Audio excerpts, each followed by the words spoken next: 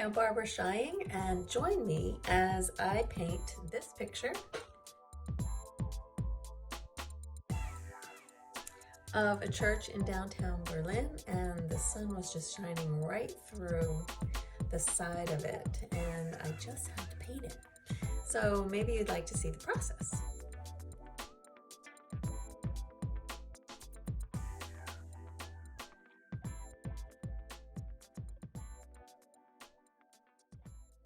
So I have my drawing all drawn out on my Saunders Waterford watercolor paper. It's 140 pounds, and it is not rough, it's just plain cold pressed paper. And this size is about 8 by 10. It's a little smaller than that, 7 by 10. The first thing I want to do is look at my picture, and I want to decide where my lights are going, where the brightest part of my painting is. And I want to make sure that I want to keep that bright. So I don't want to paint over that right now. I just want to do like this area here. There's a bright spot on the flower. There's the white trim on the windows. It is white, but if you squint your eyes at it and you compare it to the lightness of the sky, you're going to see that it's not as bright as you think. So that I can paint over right now with a very light blue. I don't want to paint it too dark, but I don't want to paint it too bright. So I'm going to tone that down when I paint my first wash over the whole thing.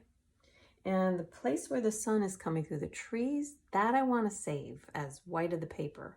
I don't want to paint that at all. So, and then there's light areas in the reflection in the grass, and the flowers are pretty light, but they still have a little bit of a tint of something, or it's not bright white like the sun. So I want to keep that in balance a little bit. Okay, so I'm just looking at all those things, and it really does help to do a value study to look at that. It helps you to look at that. I'm not going to do one right now, but I'm just going to start painting. Okay, so I'm going to take a little bit larger brush, and I'm going to put a wash of water over the whole thing, except where I want to keep my brightest lights. And right now, not only do I want to keep it where I want to not paint water on the brightest whites, but I also want to be careful to save, like there's a little corner of this building that's it's got a reflected light on it. And I want to make sure I don't get any blue in that. So if I paint this all with water and I'm painting the sky blue, that blue is going to seep right into it. So I don't want to do that. I've messed up before with doing things like that. So I want to make sure the water I paint goes around that area so that doesn't happen. So there's a few areas that I want to protect like that. And that would be this bright little spot on the flowers. I don't have to worry about the grass because I'm just going to paint that a bright yellow anyway, because I've got green. The yellow and the green isn't going to conflict too much. So I can do that. It's just this blue and orange area. When I combine blue and orange, they are complementary colors, and I don't want those to overlap because then that will dull down this spot right there. Okay, because my past video on color, I talked about putting complementary colors together, and you have to watch that when you're painting.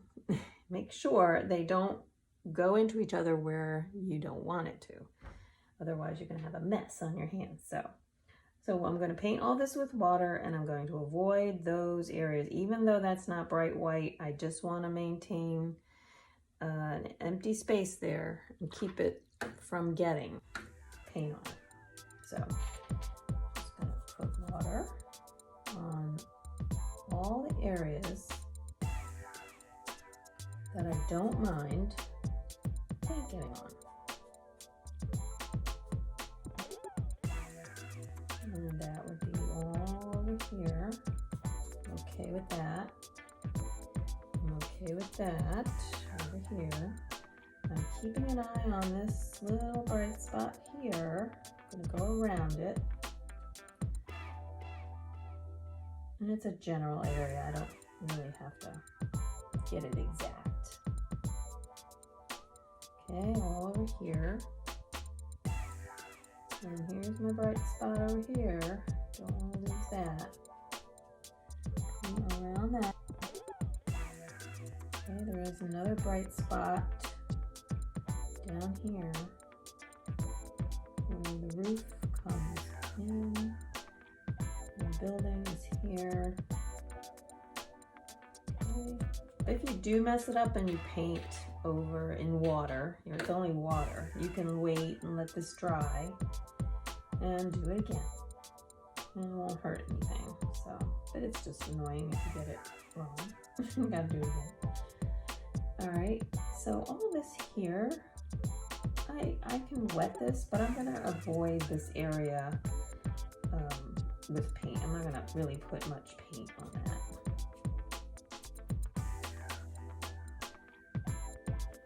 Okay, rest of it I'm good.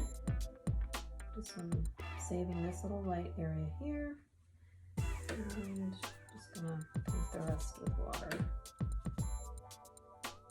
Oh, this is good.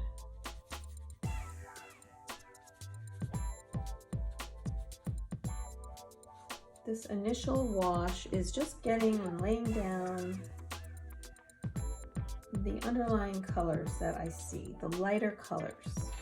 I'm pretty much just laying down the lighter colors underneath. So if you look at the tree, for example, there's yellows in there. So those are the colors I'm going to put down. I might, if I want to blend some colors, then I will put the local color of the tree in there, which are the greens. So I want to be, it's an eraser mark, but don't worry about it. Okay, so I'm going over again because all this talking makes it dry. Too much talking. Oops, see what I just did. Not paying attention. Okay, well. Okay, well, I did that. There you go. Mistakes. It's very easy to do. But I'm gonna just dry that off right there, soak that water out, and it should be fine. Okay, so I'm gonna start out with the sky. I'm gonna kind of blend it into all this. And I'm starting with, I'm gonna add cerulean blue and cobalt blue together. These two blues kind of make up for what the sky is. Early morning.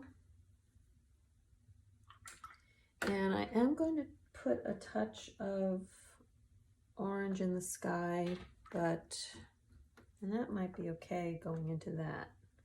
So that'll be just a very faint amount. And I actually might add a little yellow to that, just to make it. Now, you're saying, well, we've got yellow and an orange and a blue, and they're all kind of complementary colors. Gotta be careful of that.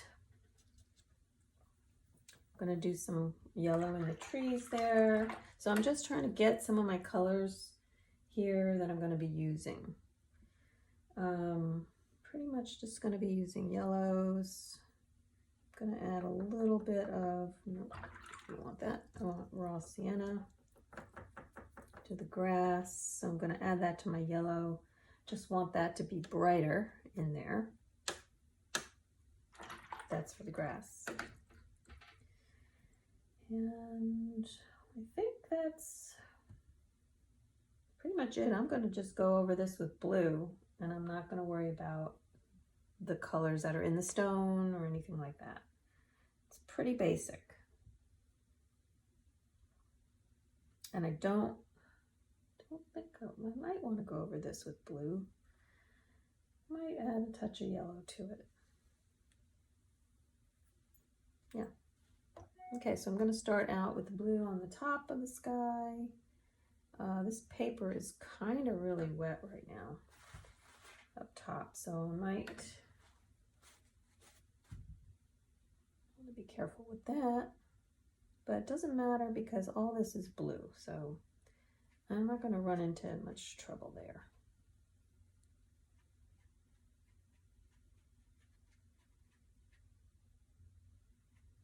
I can go over the leaves on these trees, no problem.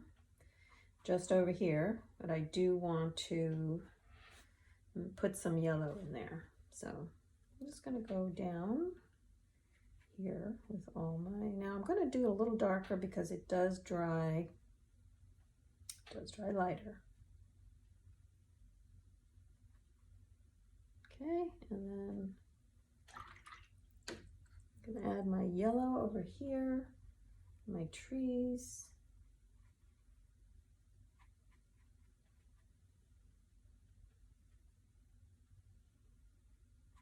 And add a little more raw sienna to that.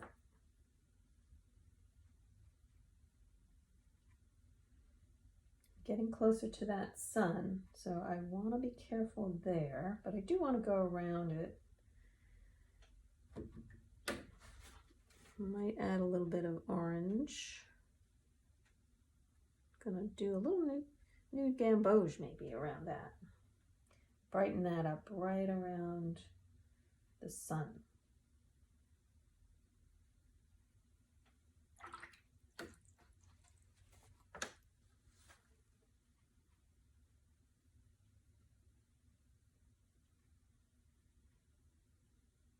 Okay, pretty much coming down here with my yellow.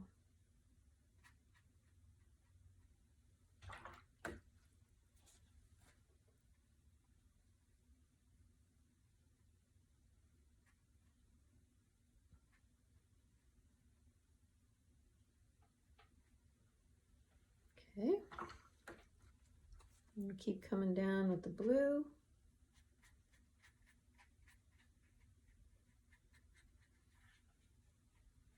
This paper is a little different to work with. Just trying it out. It doesn't move on the paper as much. But okay, so here's my orange that I'm going to interject down into the sky.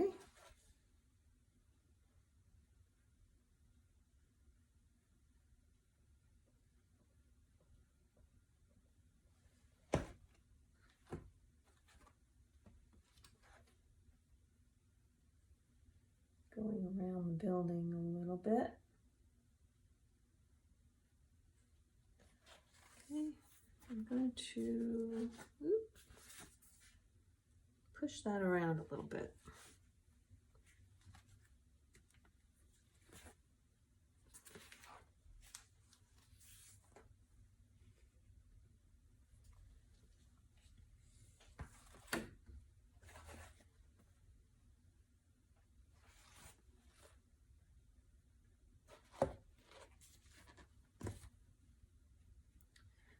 See, I'm painting upside down a little bit.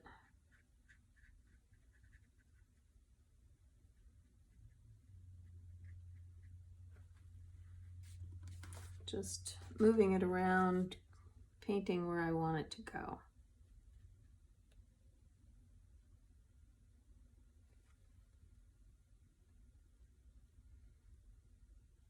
Okay.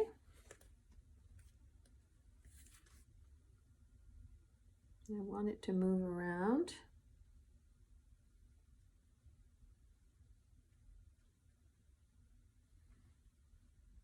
Okay, I like how that looks bright down there.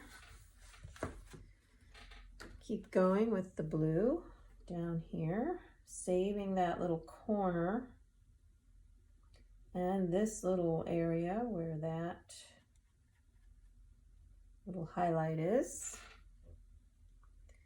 I can come down. Now this is a little bright here. I don't want that to be too bright.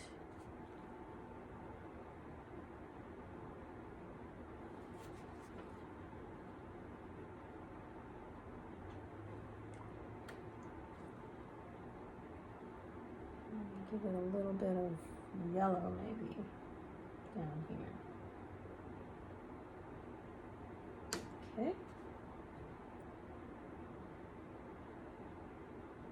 I'm going back to some blue right here, coming across, coming down, I'm gonna come into here.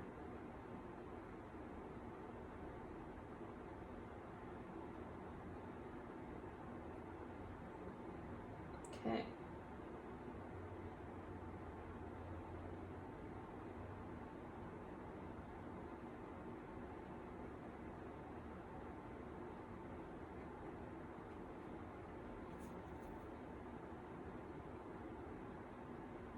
Don't want to lose that little highlight right there.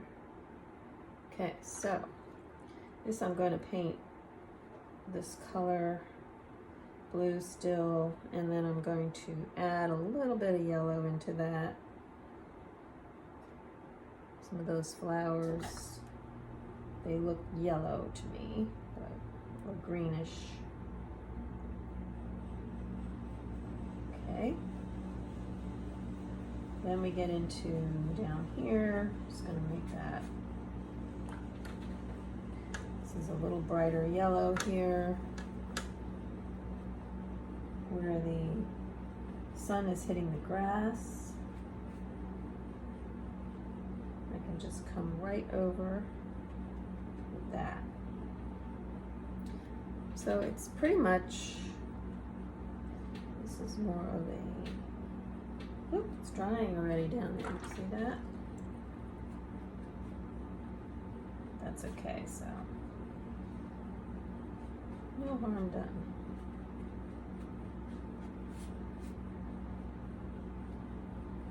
This is your first wash, okay? It's just the underlying colors that you see.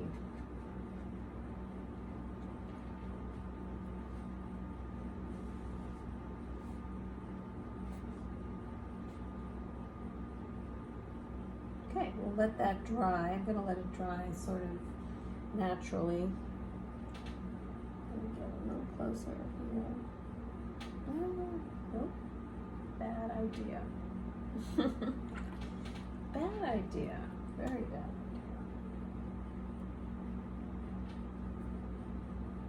Okay.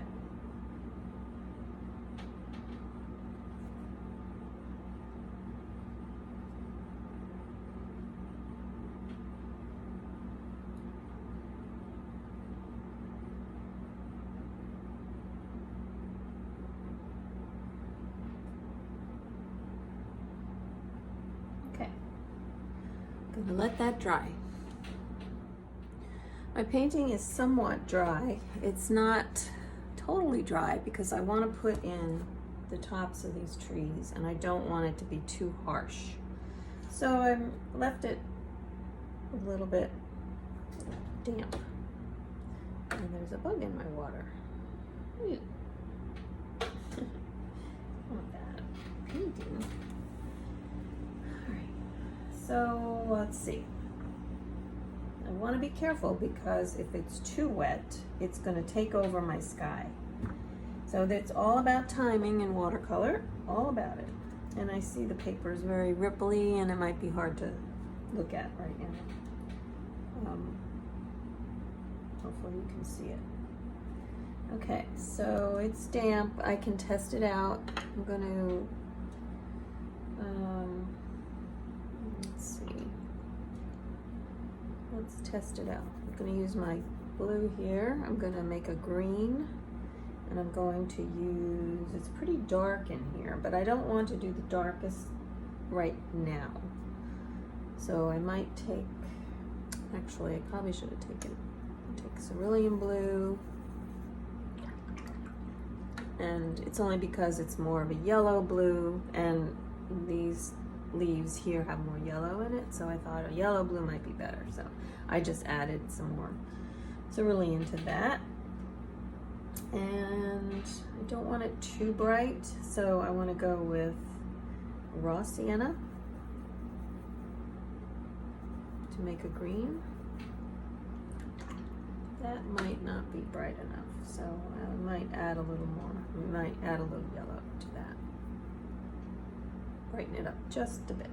Now, if it's too watery, which it is right now, and I'm adding it to my pretty, you know, damp paper, it's just gonna go like that. I don't want that to happen, and I'm a little nervous that that's going to happen. So I'm adding more cerulean and more Winsor yellow. Just a little nervous that will happen, but it's not gonna happen. See, I tested it out over there where it doesn't matter. So I think I'm safe. I think I'm okay.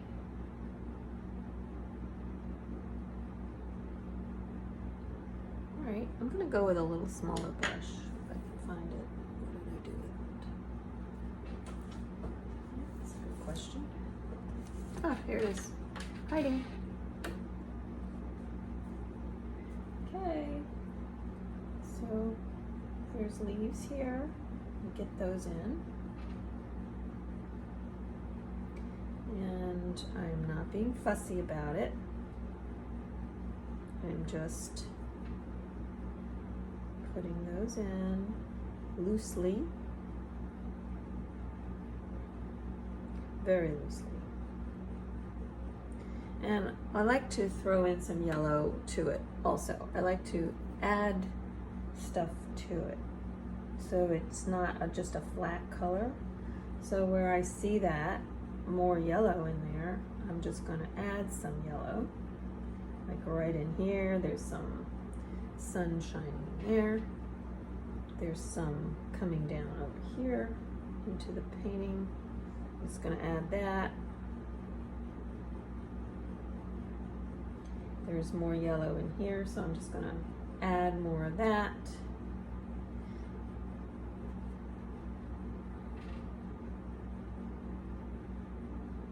Okay, there's more blues in this now as it comes down.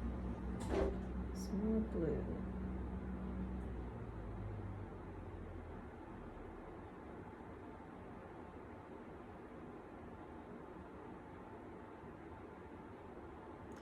It's actually grayed down quite a bit.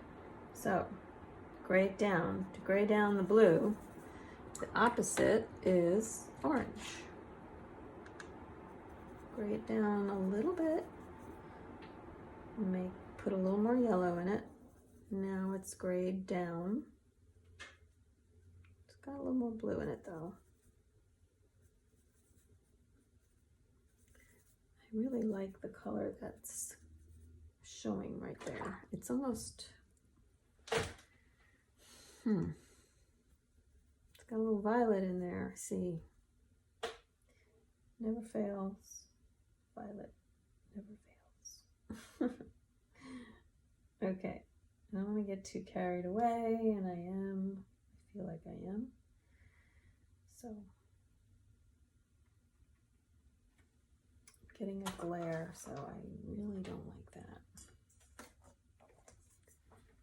Turn that light off. That's better.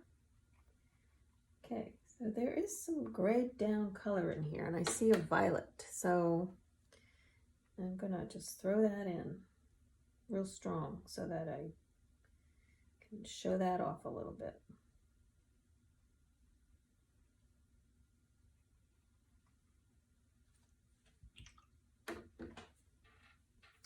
Okay, now I see a little darker green going on, so I'm going to get my ultramarine blue, work that in there, and add some raw sienna to that.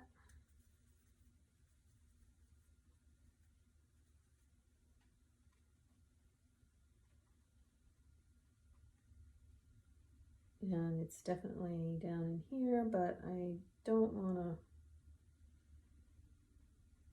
it's very wet, so I'm just going to let that go for a little bit. And working that in.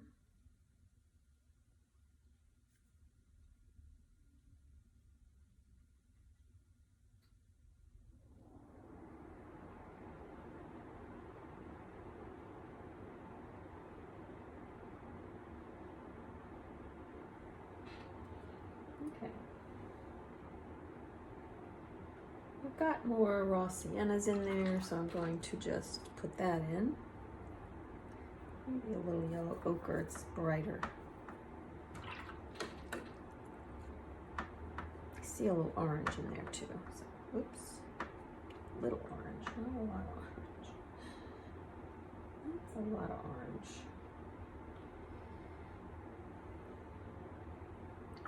Maybe too much.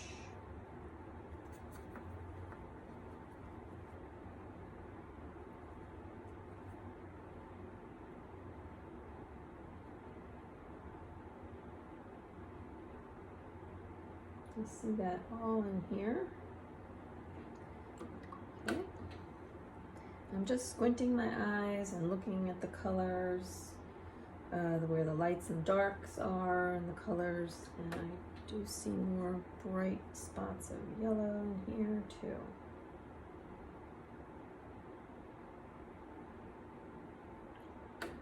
Now, even though this is bright, there are some darks in there, but I think I might wait to get that in later. Okay. I don't want too many holes in there, so I might just leave that alone for a little bit. I see a little brighter yellow in there, so I'm going to just interject something right here. Some lights going on in there. Okay, I'm just working my way down, adding more of these blues, blue-greens right in here. And then we have some more bright spots of yellow.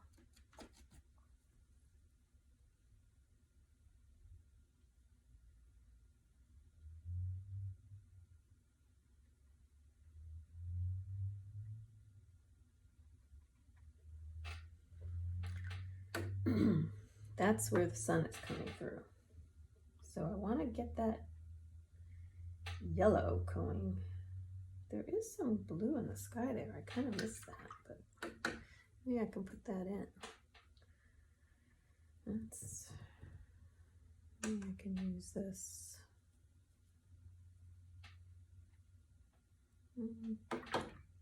Gotta be careful, getting too close to the sun there. Let's get that out.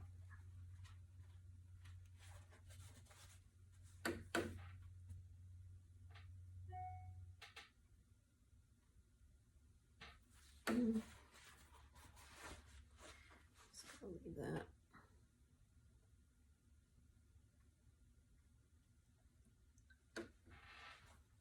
Okay, more yellow. So I'm getting closer to that bright spot. The one thing I want to make sure is all the blue is out of my brush.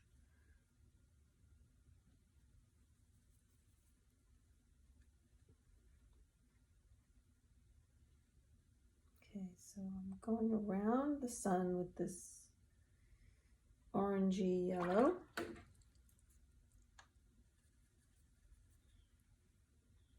This is the tricky part, I have to say. It's not easy.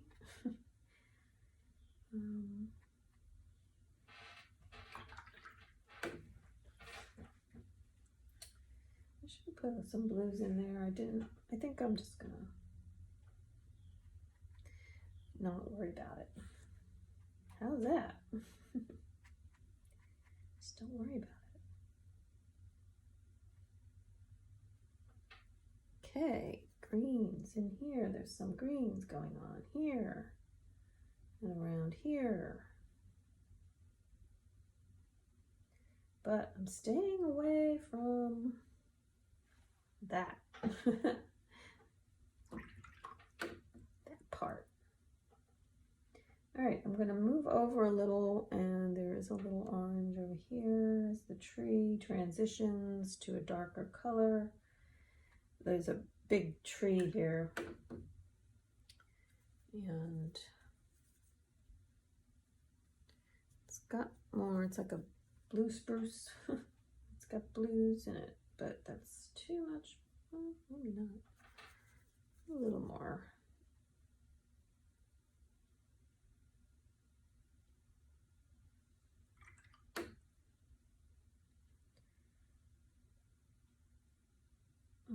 It's got yellow at the top, so I'm gonna just throw in some yellow right there.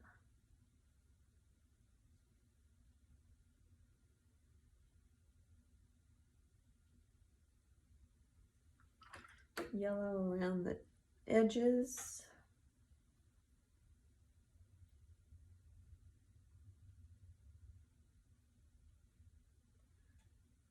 And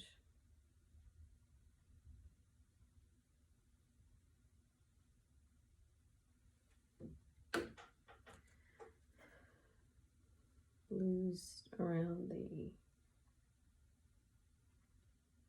this part.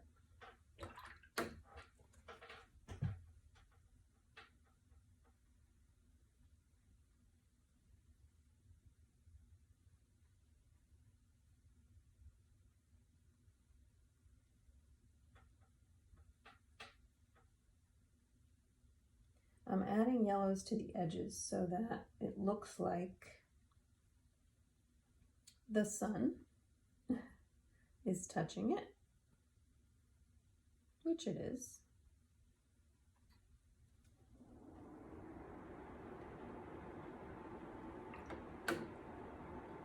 And I hope it looks like that when I'm all done. It's the tricky part, getting it to really look like you want it to. That's the hard part. Okay. There are darks in here. I'm gonna wait. The paper's really wet, so I'm gonna wait to put that in. Otherwise, you'll have a mess on your hand.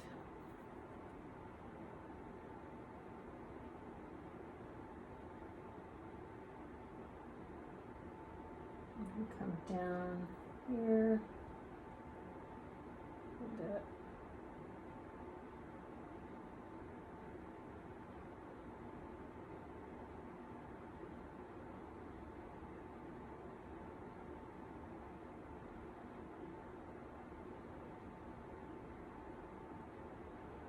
Just putting some mid-tone greens in there for now. I see some kind of violet and reddish violet down in there, and I want to get that in. Let's see if I can.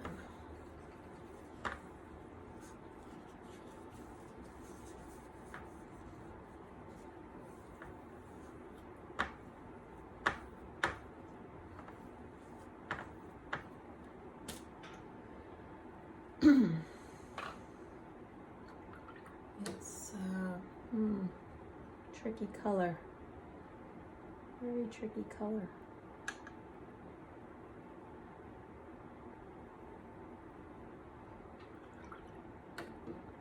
There's a red, a little yellow,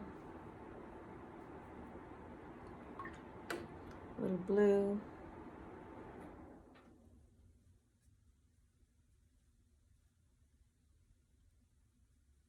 a little more blue, cobalt blue I'm using, a little more Windsor red, it's a violet. It's got to have more red and blue in it rather than yellow, because then it'll gray it down too much, and I don't want to do that. And if I test this out, best to test it out sometimes. It's just, I'm going to add some orange to it. It's more of an orangey. I know you really don't even know where I'm talking about. It's down here.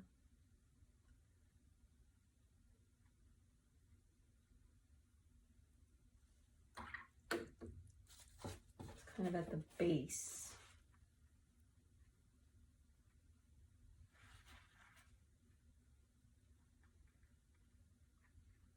Okay.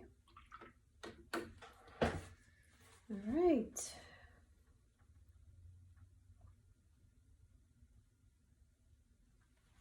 Not sure what that is, but it doesn't matter. I'm going to start putting a little bit of darks in here, but it's still a little bit wet. I don't know if you can see it's glistening a little bit.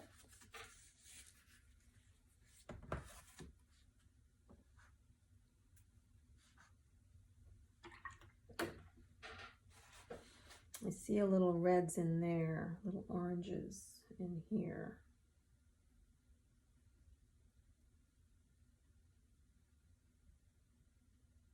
Put that in.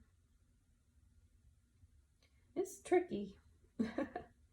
It'd be a good challenge for you. It's a challenge for me. All right.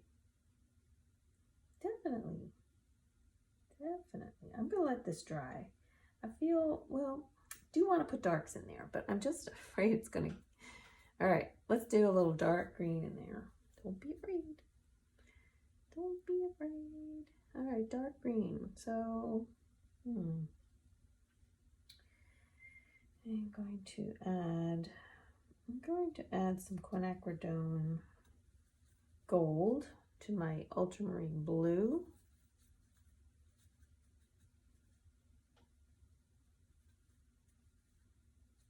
I'm getting a deeper green.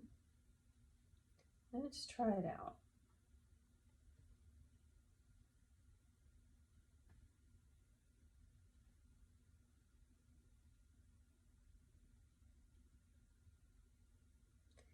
It's nice, but it's too harsh, so I'll probably go over it with some lavender. I love this lavender color, and it'll really get the softness that I want. So I recommend that color. It just seems to put the softness where it needs to go.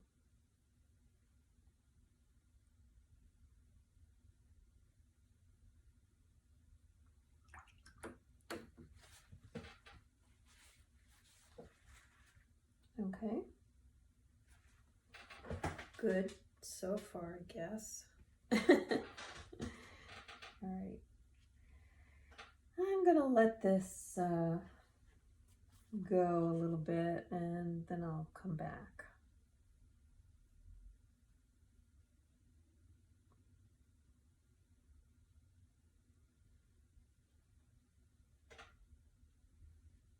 Might as well work my way into the grass, and then I can work on this side. I'm kind of working left to right, which is unusual, but this is all very hard edged here, and I want this to dry. So this is softer, so I want this to not be as dry. And it's still kind of damp, but it's drying a lot, actually. I'm going to connect some of this. Oh, that's pretty dull. I don't want that to be dull. I think I have a little too much red going on here. I'm going to mix a green for the grass, and it's just, it's kind of a brighter green. I'll put more quinacridone gold in there. That kind of looks like what I want. It's a little shadowed right in here. I'm going to add a little blue.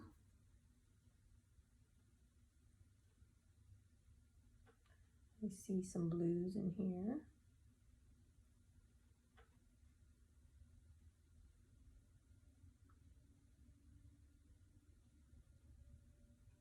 I'm trying to get the shadow shapes.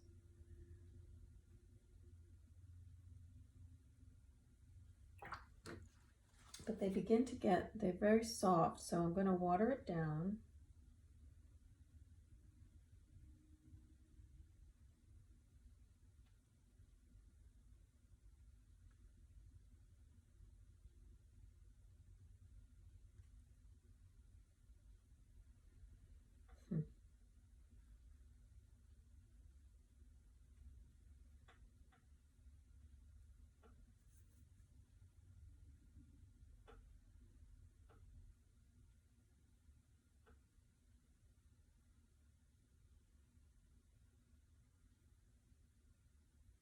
In order for these shadow shapes to show up, you have to get this dark enough. But then when you paint it dark, it looks like it's too dark. But the bright light isn't going to come through if you don't do that.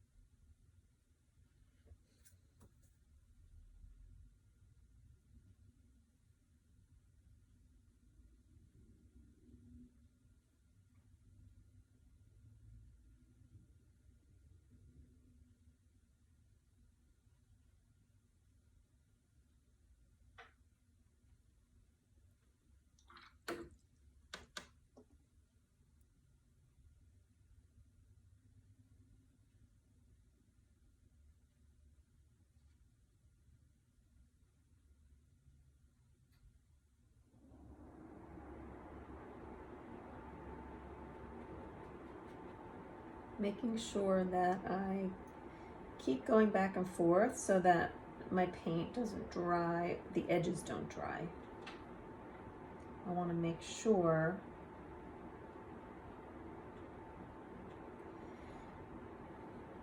I don't form a hard line there. Okay. Now this area here is brownish or violety grass, which is kind of the same color I was using right here. I'm using too small of a brush, I know that.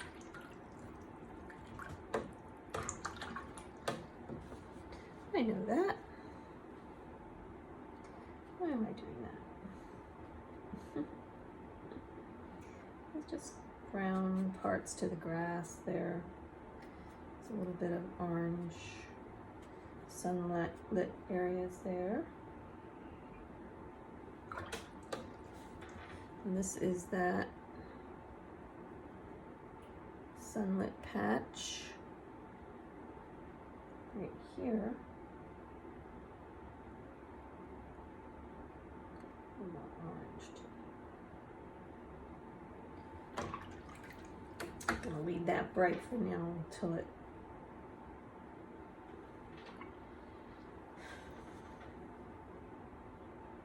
leave that alone.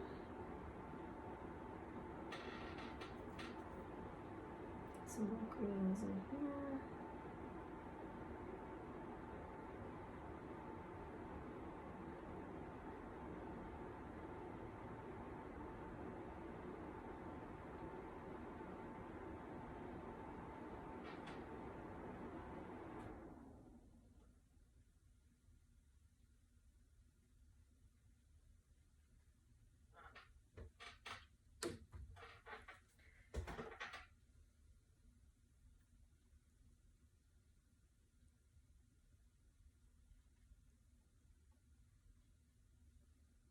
Another little bright patch here.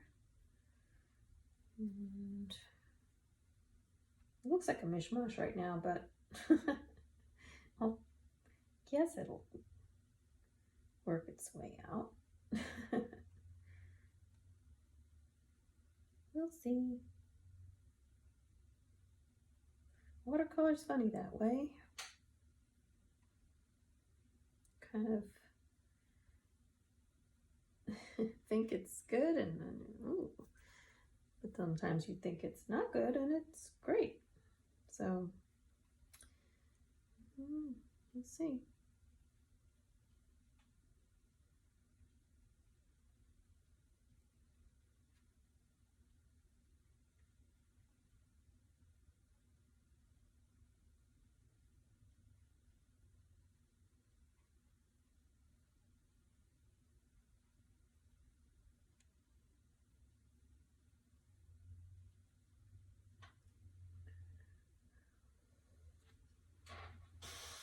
Okay, I'm gonna take a breather.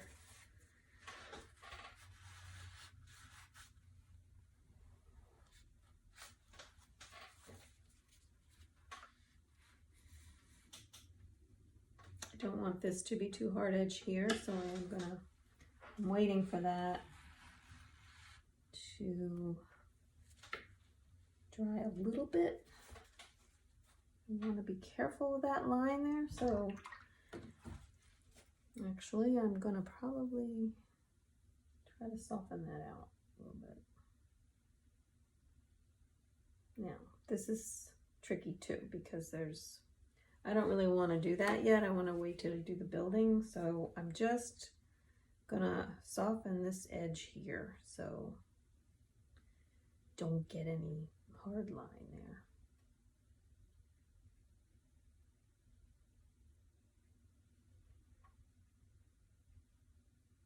Okay.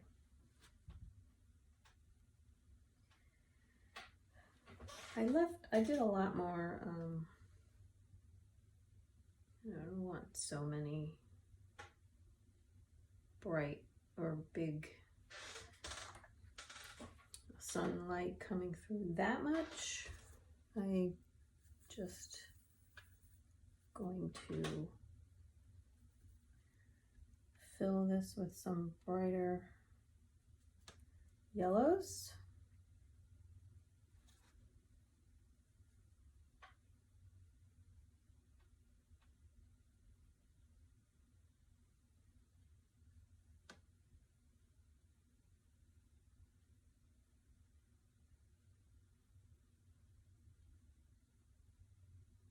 It's not as bright there.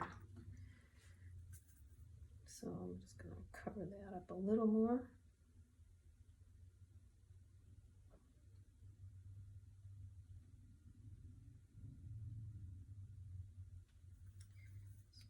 Darker right here. This is kind of dark in there. Actually, it's more of a dirt patch. So I'll just put that in there. This is all dirt patch. Okay.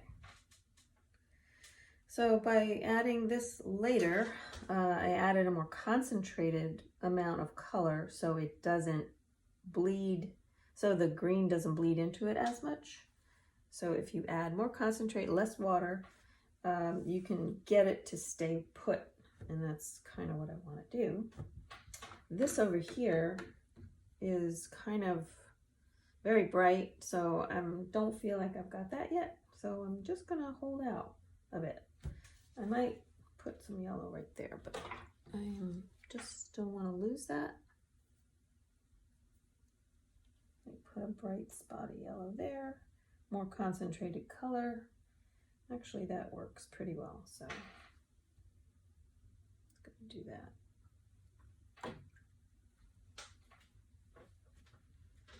Yeah, it's staying put, so I'm going to go in there with more darks so that those bright lights stand out a little more.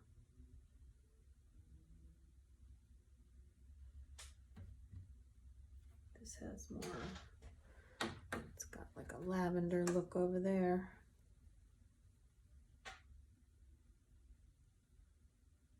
It's a little more shaded right down in here.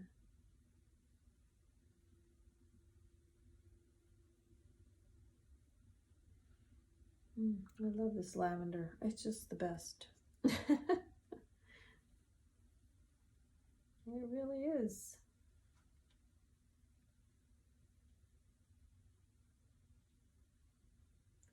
I might be able to come in here a little more now.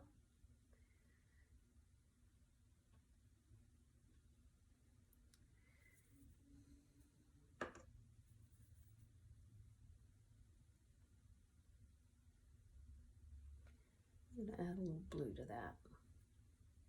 I see blue there. You know, when the sun is coming up in the morning and it hits those trees, it just does give that blue look to it.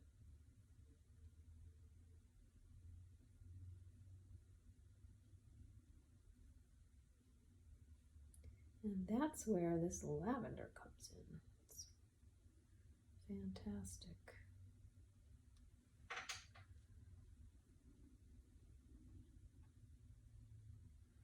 Now it's warmer around here, so it's cooler around here, and there are some warm areas coming through, but it does get cooler as it comes down in here.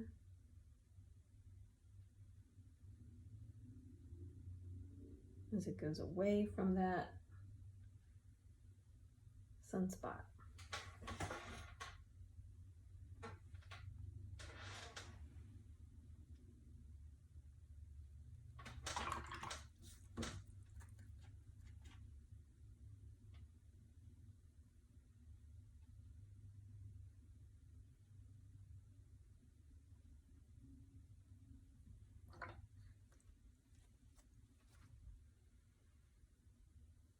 Okay.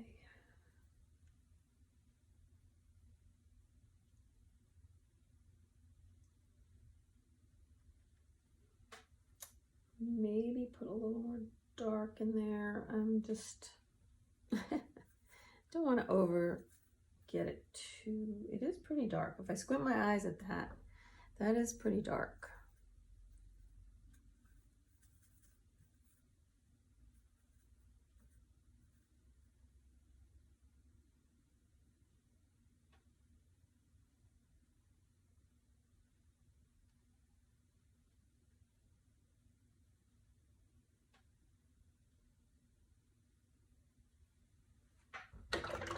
But it has that orange in it, so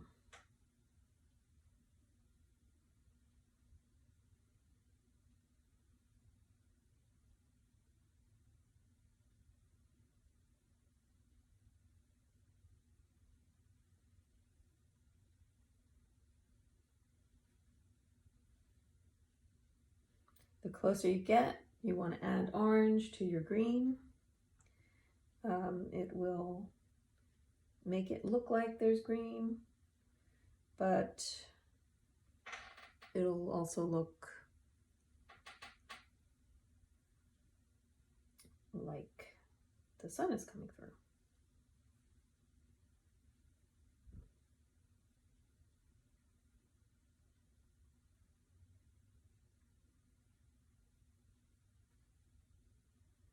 Tricky. It is a little tricky, but I want to add a little bit of that green to it.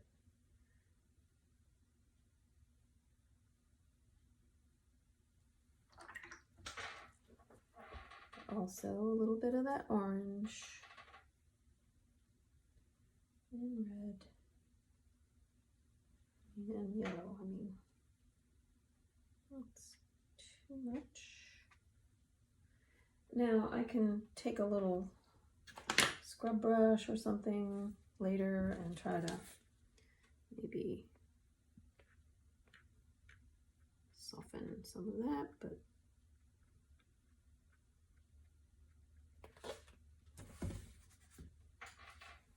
okay.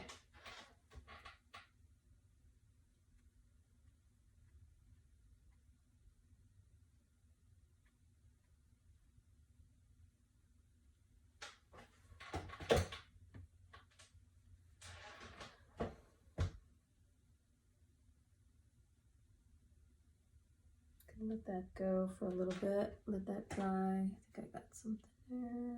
Well, sorry. Ooh. Take a break. Break time. Don't forget to take a break and breathe. Painting is hard work, and it just takes a lot of concentration. And a good time to take a break is when you've painted all the areas that need to be still wet. And when you are waiting for it to dry, take a break and breathe and think about what you want to do next. Here is what I've done so far, and it's dried and it's looking okay.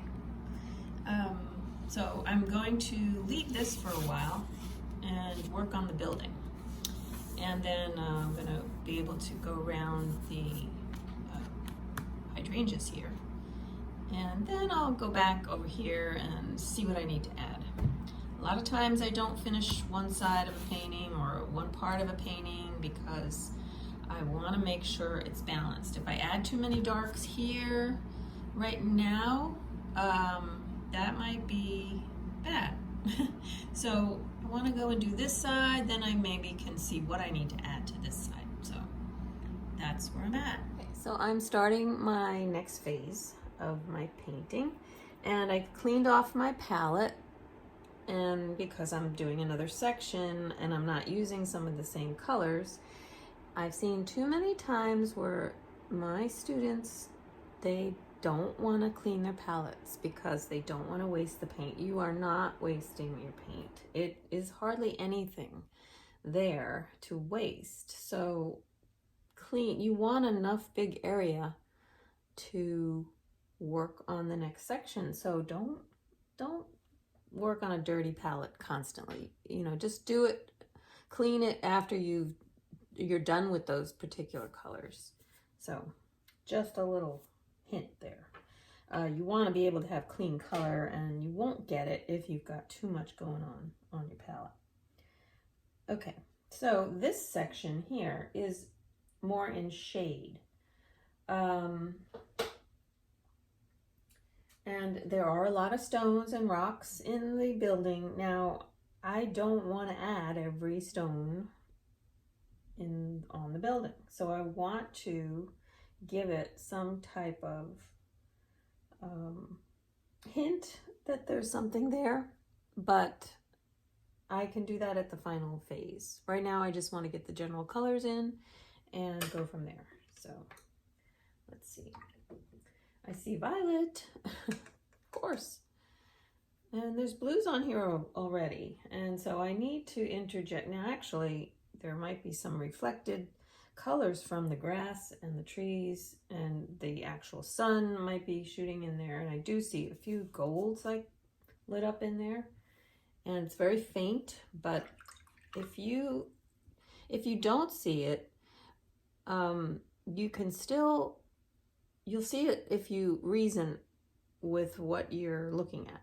If you say the sun is hitting the trees and the trees are probably bouncing some light off onto the building, then I'll probably see some yellows or oranges somewhere in the stonework. And so you tell yourself that, and then you look for it if you can't see it right away, which is sometimes what I do. Usually I can see it right away, but then if I don't, I want to say, well, what is this? What is the light doing in the picture? And by doing that, it really does help you pull out those colors and see it. So that has helped me a lot along the way. So I want to make a grayish color. The stone is gray, and when I make that color, then I can drop in some of those other colors that I see in there. So the grays, now remember we had a thing on color, grays are made by mixing your complements. So there's definitely blue in there, but it's more of it's a neutral, it's more of a violet blue, but I can make a violet blue. I just had some lavender there. It's okay. I know I'm going to use that somewhere again. So I want to add some orange to it. And this orange might be too much, but I'll try it.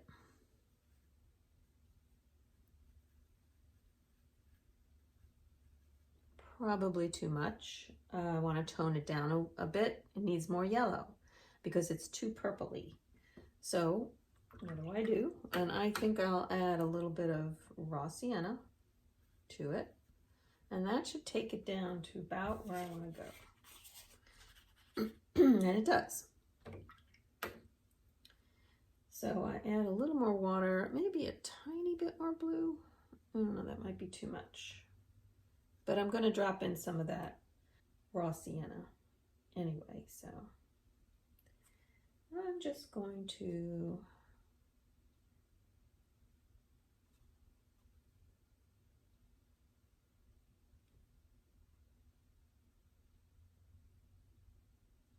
paint around. I'm going to just paint around this window.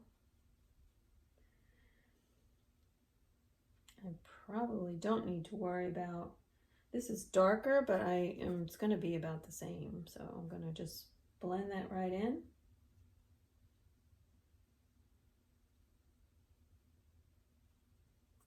This paper is interesting.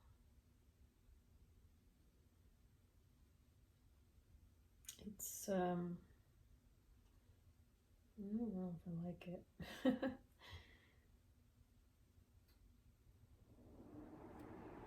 You have to excuse my air conditioner. It keeps going on. It's a hot day here, and it is a little annoying. Don't know how to get around that other than sweat. Don't feel like sweating.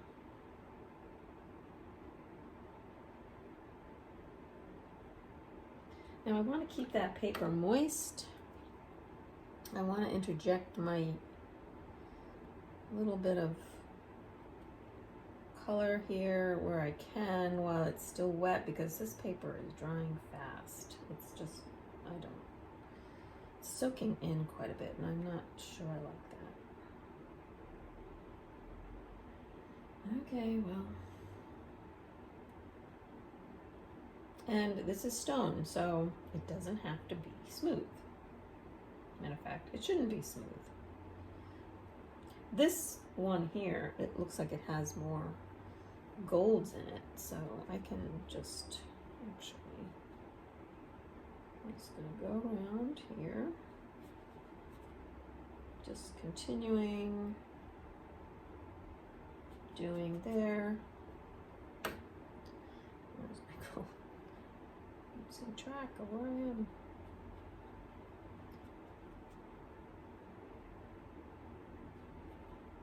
Keeping it wet as much as possible.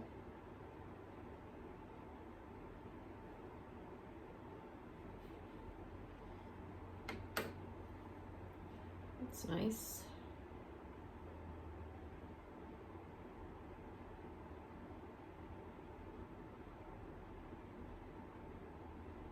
I like doing stone. I'm pretty fascinated with painting stone. And rocks, I love that. It's fun. And your circle does not have to be perfect, believe me. Just the edges. Now this is starting to dry. I want to make sure I am not getting a hard edge there, which I am. But again, this is rock, so not going to worry too much. Now it gets darker down here.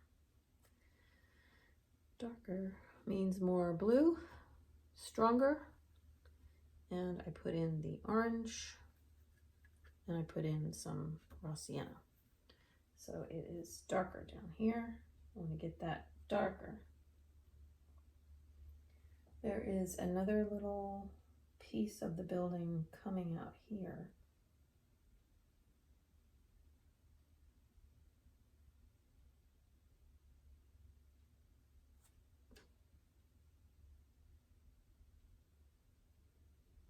All right, so the hydrangeas. I'm just going to roughly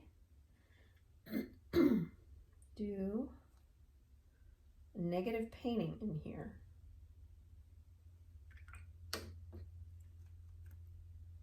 I'm going to interject some cobalt blue in here too. I see some blue.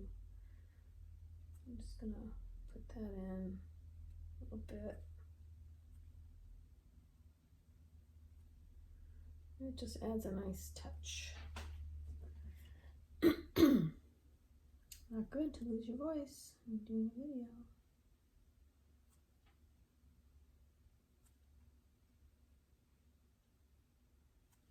Turn this sideways just so I can get a straighter line, a little bit straighter, and getting a little bit cockeyed there. That's better. Okay. And I'm gonna add a little bit more raw sienna in here. Again, it's stone. I want it to look like stone, even though it's not quite looking like stone yet.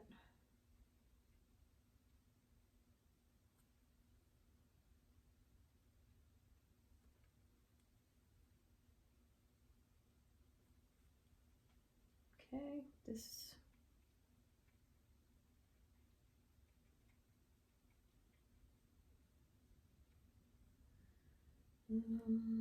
blues and violets down here.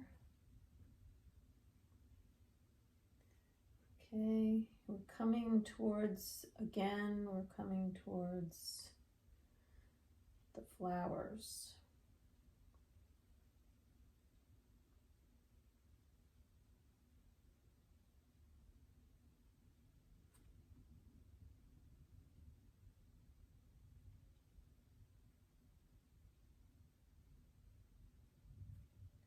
I want to make sure, sorry if my head's in the way. Okay, there is a lighter area here.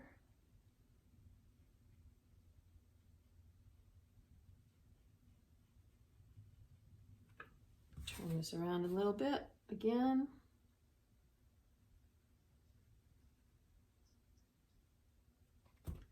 It's easier to go this way when you want a straight line rather than this way. You're not going to get a straight line that way too much. Let's see if I can make a few indications of some stone. I don't know if I can do that yet. I'm not there yet, I don't think. Okay, more blue as it goes down. There's more blue up here too.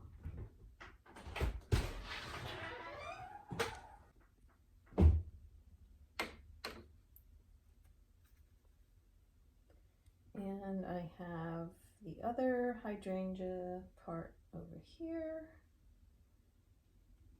And it's hard to think negatively. Well, I can think negatively. It's hard to paint negatively. I can think negatively, but to paint negatively, different story. All right, I don't want that there, so get rid of that. Okay.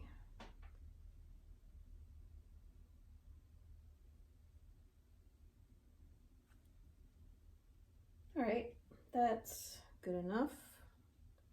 And you can drop in other colors while it's still wet. I'm just dropping in some darks around here. I just see more darks.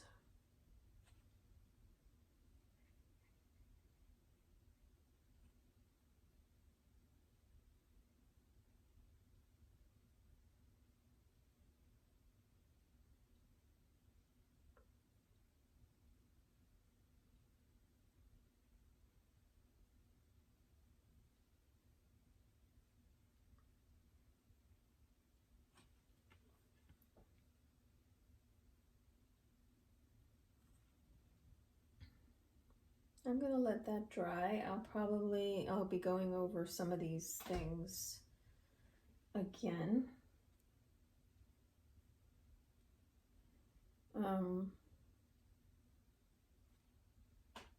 Yeah, should be all right.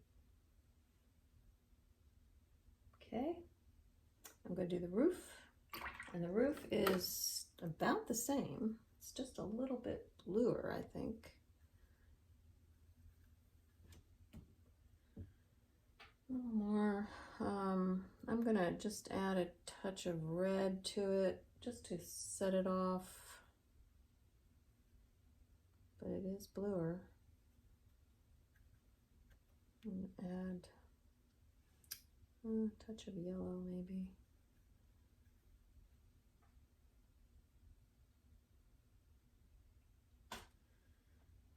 It is pretty much the same color, although I kind of want to set it off a bit.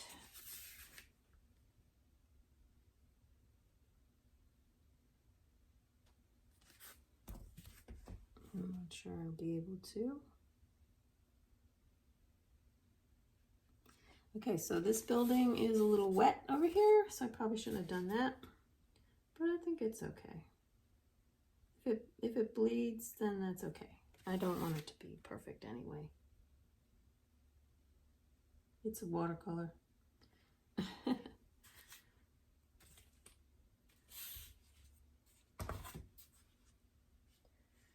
Now, it's not that dark, but I kind of like it dark, so I'm just going to let it go and see what happens. And then there's the chimney here. And these are all the little parts that I have to kind of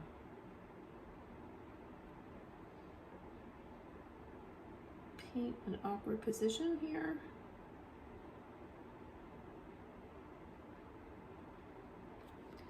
Okay.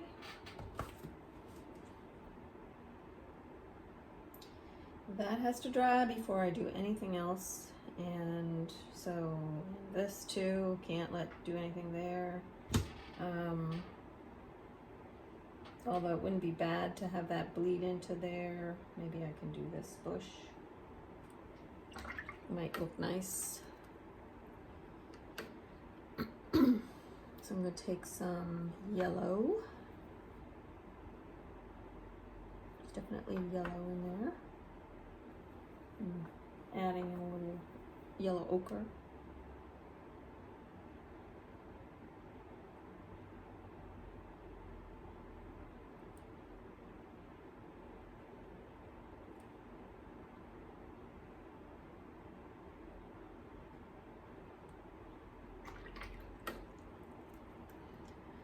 And making a nice green, I'm going to use cerulean blue and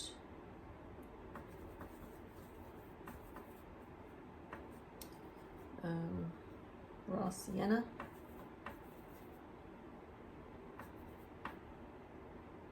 Not sure I like that.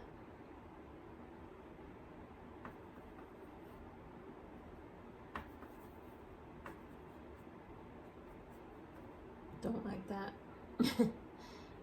Maybe some ultramarine I'll add.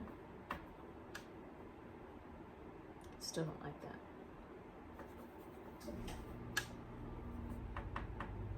It's a little too blue for me. Maybe a little quinacridone gold to brighten it up a bit.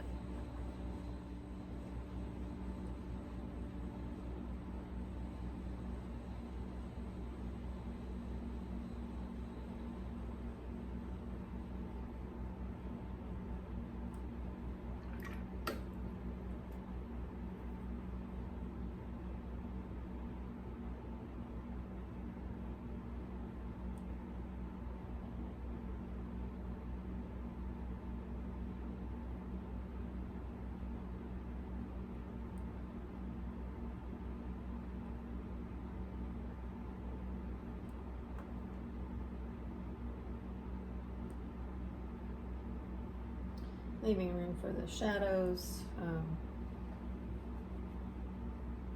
And you can pretty much use any green you want. I mean, just don't make it too harsh. I'm not, trying to match this perfectly. All right, I can work around and not touch the edges here because most of it is white for the flowers. So I can work in some of the greenery there. And I'll do that with cerulean, and I'll use quinacridone gold. It's a brighter green in this area here. And I want to make sure that I do negative painting in here. Now this is a little tricky. Sometimes what I need to do, and I don't want it to be too stiff looking, but I will kind of put in some light pencil work of where I want to keep it. It's just a guide, so I don't I get excited with certain colors and I do too much and I miss out as I go. I lost all the flowers. So this will help you if you just lightly pencil in some flowers. It'll help you to avoid certain areas because you will get too excited and paint over everything. Don't want that. Okay, that's just a little guide. There's a lot of flowers in here, some here. Okay, you don't have to do them all. You can do them all with your brush, but believe me, you get carried away or you just that's what happens. You get carried away. It's dull. I don't want that. That was kind of dull.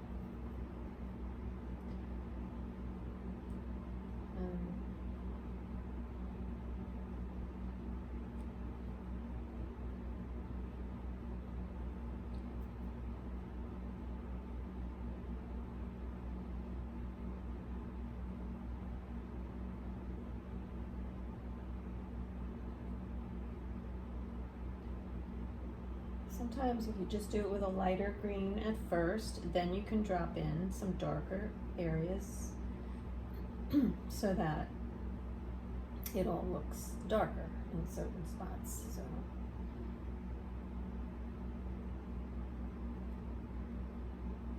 okay.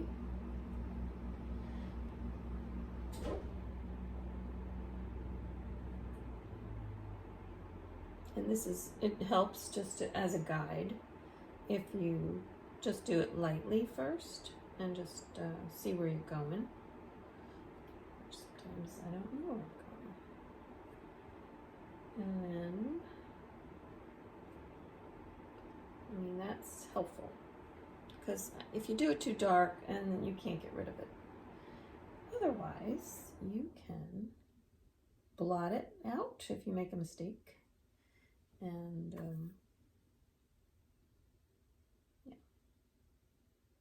blot out your mistake. There's a lot of flowers on here, so I don't want to miss out on them.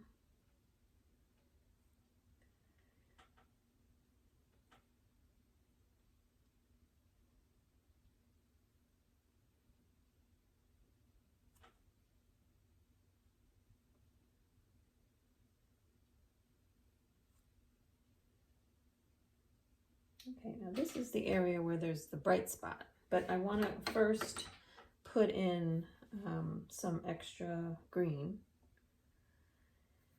There's some dark areas down here. So now I can just kind of dab in the darks. And I can add more darks too. I just want to get a few areas, like right in here. And I will have to put in some more. I just helps to define things a little bit more. Just have to look and analyze a little bit. Okay, there's a little more darks in here. Maybe over here.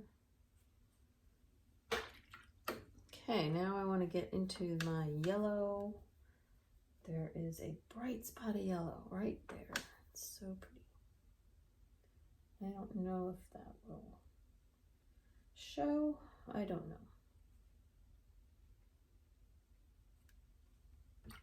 It might. It might not. Try it.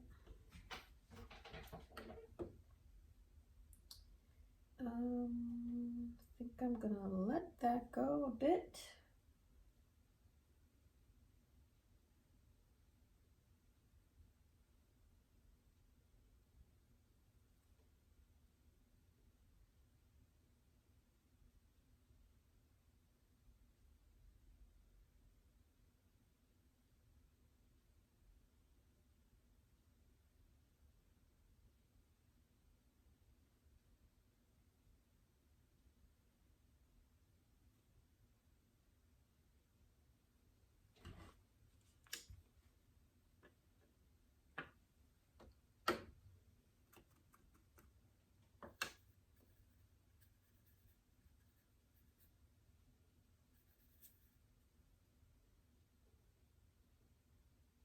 I want that to stay on the bright side, so up in here. So I'm going to make these greens brighter too, that are around the flowers.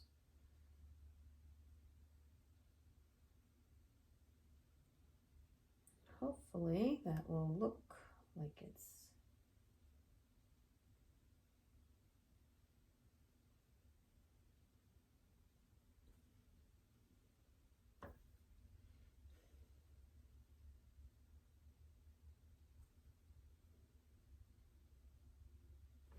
okay.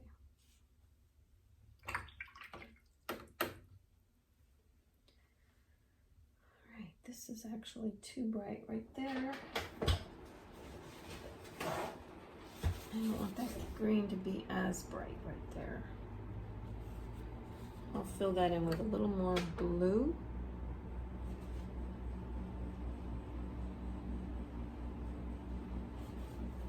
Okay.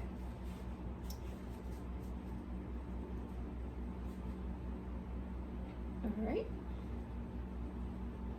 I'm gonna put some darks in here. There's some real darks in here, which will really set that off.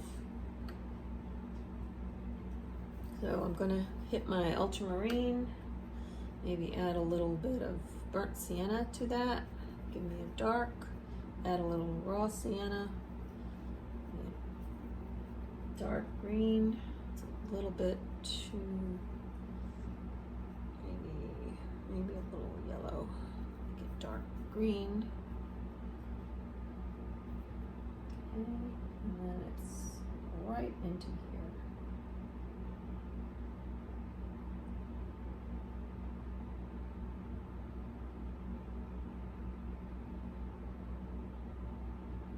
Some of these dark holes will really help to set that off. And there's darks in here in the bushes too. Darks on the side of the bushes.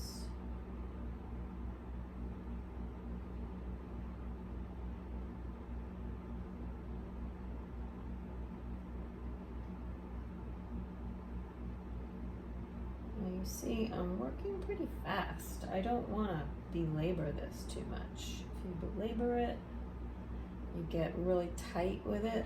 You don't want to get too tight with it. And you can add a little more as it goes. Later.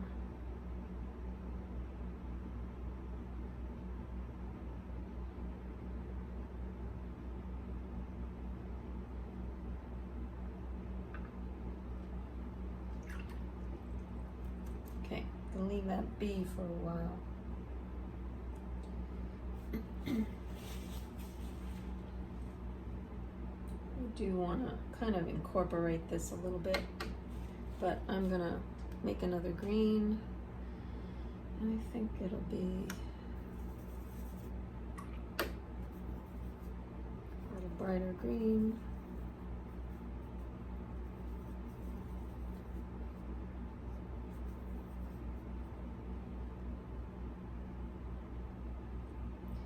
I'm going to kind of attach this to it so that it blends with it and it's not so stark there. Okay, and I'm going to go right into my grasses a little bit.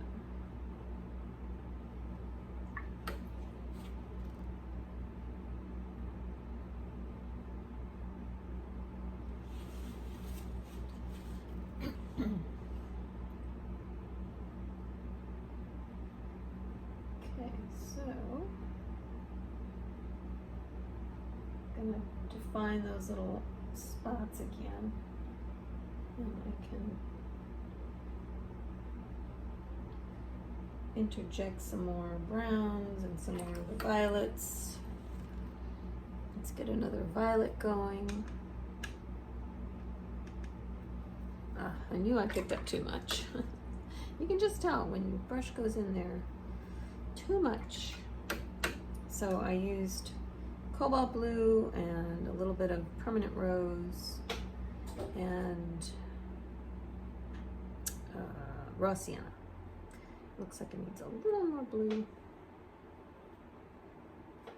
Okay, and just gonna drop that lightly in here. There's a little bit of darker grasses or whatever under there. So I'm gonna interchange that a little bit as I go. There's more yellows in the grasses right here. As it's near the sun, there's more yellow in there. So I want to make sure I put more yellow in the grass right here.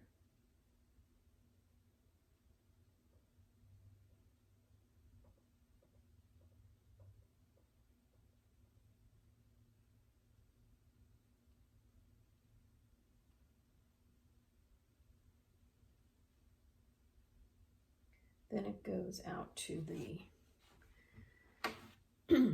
a bluer green as it goes out and away.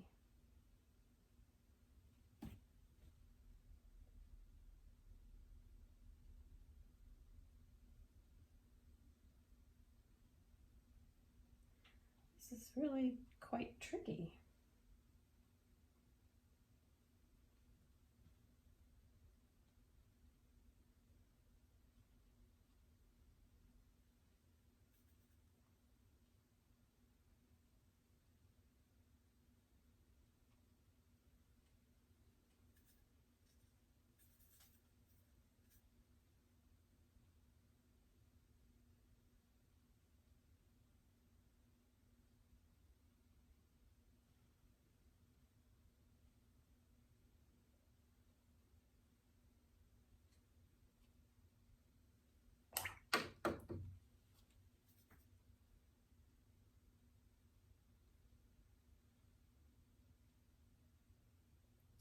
I hope it's looking sunlit. I'm not sure.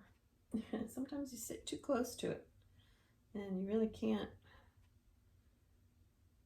get it, see it. It's just not good to sit too close to it.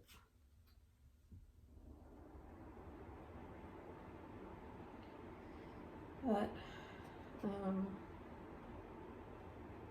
get some darker green in here.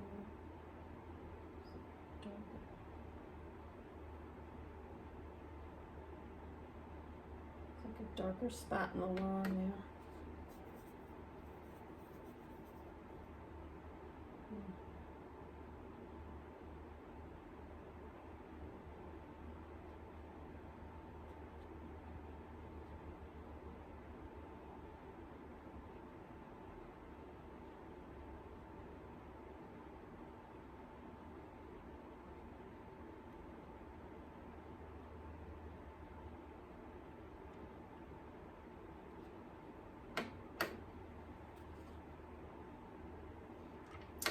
That it's a little yellow in that. Hit that with that. There's a lot more of this violet-y stuff here.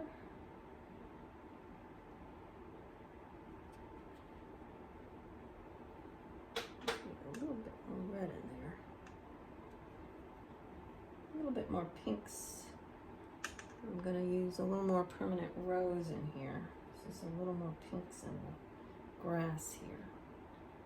And that adds interest instead of it being too boring. You know, the same thing going on everywhere. That's what I kind of look for too. Make sure you're not being too boring. I don't want to be boring.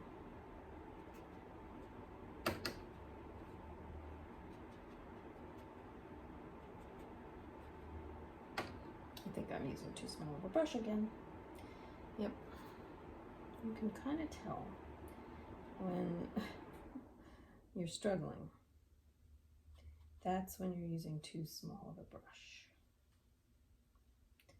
But I don't feel like changing it right now.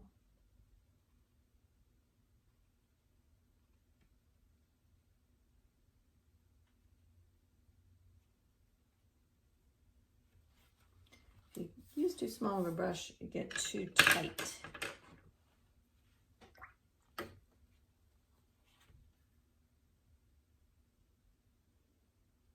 I think I'm just gonna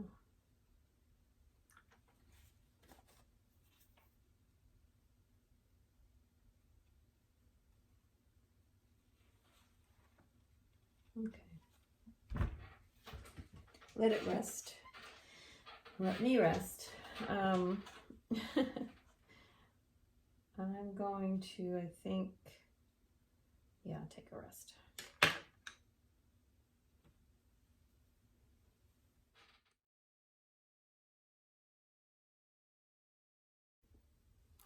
Okay, at this point, I want to get rid of some of my pencil lines, and especially the ones around the sun shining through. I want that to be as bright as possible, and there are some pencil lines in there, so I want to get them out. And I use a kneaded eraser, and it comes like this. This is a really tiny one. I've never seen them this tiny. But when I ordered it, it came like this, and usually it's twice this size. I'm like, oh, how cute. But I like them bigger. But anyway, you can do anything with this, but it's nice because it's not harsh on your paper. If you need a harsher eraser though, I mean, there are times when you need to really erase. This little, I can't remember what it's called. It's a white eraser, and you want a white one, not the kind that comes at the end of your pencil. You don't want to use that on your painting. So I'm going to try it with this. If this doesn't work, I use the white eraser.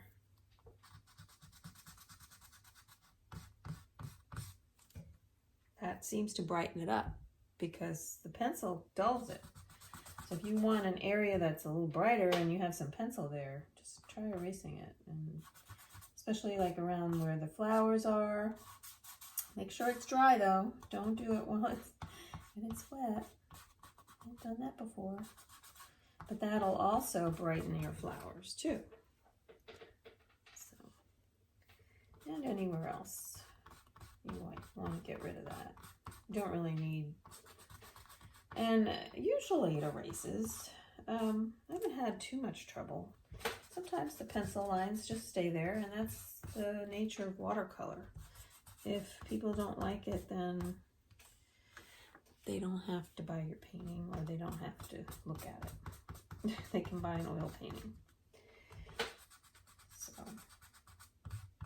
but you know, I like the pencil lines. I think it's indicative of watercolor. It shows the actual artist did a drawing, and it's kind of cool. And especially, well, the only time you don't want pencil lines is like where you want it to be soft and you see pencil. You don't really want that. So there are times you don't want pencil. Some of these are not erasing totally, so that's okay. But I can press a little harder with this, and usually, and sometimes it takes the paint with it, but that's okay. I want this soft anyway here. but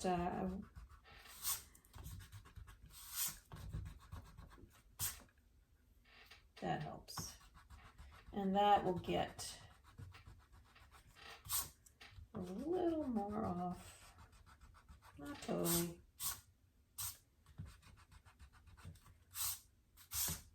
Like I said, some areas I don't want pencil. Some it doesn't matter. Okay, that looks a little better. All right, I'm still not quite finished. Do want this a bit brighter. Just be careful, the more you rub your paper, the more you're gonna have trouble painting over where you want to paint. That looks like the sun coming through a little bit more. I like that. So now we can get down to making this area pop even more and fix this and do the windows. We still have quite a bit to do here. So, okay. I think I'll finish over here since I still have my greens and stuff. So.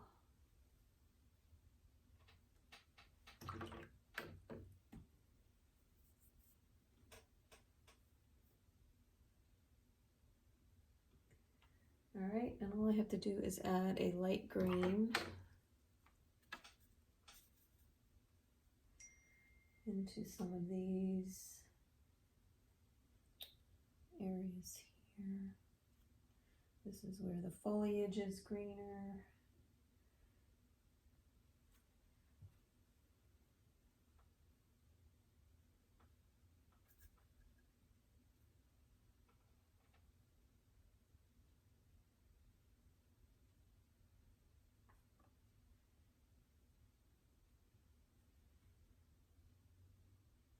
I don't want to do too much here because I kind of like how it looks. So I don't want to ruin it. Once you like it, you don't want to blow it. That has happened.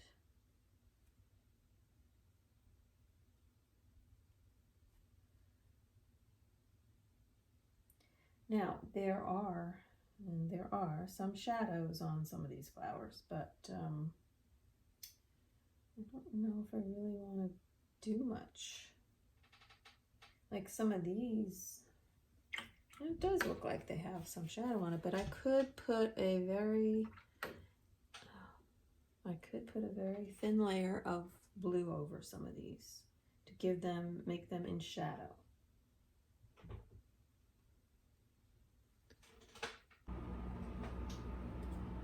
Okay, I added a little bit of blue here, and it brought out these flowers a little more. I didn't want to do too much, so that's all I'm going to do. I think I can add a touch of yellow. It's too dry. Right here for more glow. And I think that's all I want to do there. Okay, I am going to finish off the roof, and it's pretty dark in comparison to the sky when I squint at it. And it has some yellows in it and gray. It's gray, violet, it's all kinds of. I'm going to start out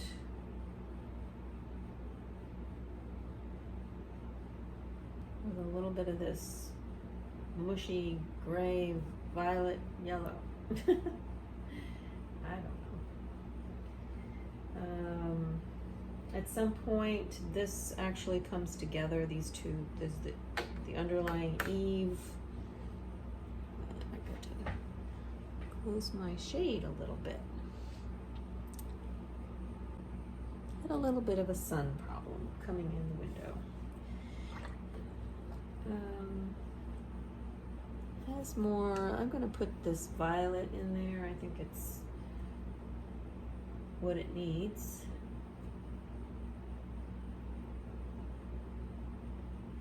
And here is where, let's put violet under here, but there's a shadow under there too.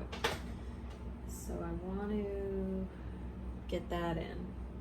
And that's a deeper violet. And I have that like right here on my palette. Just add that in.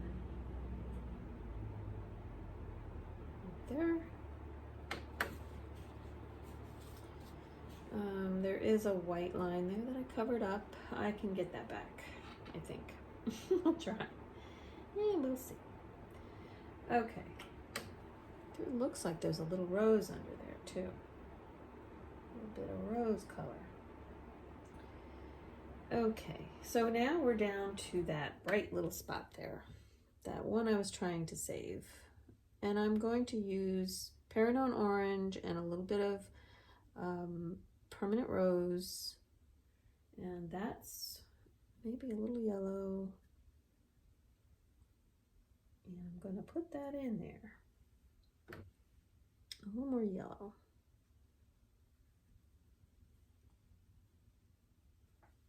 Now I'm going to turn my paper so that I can put it in.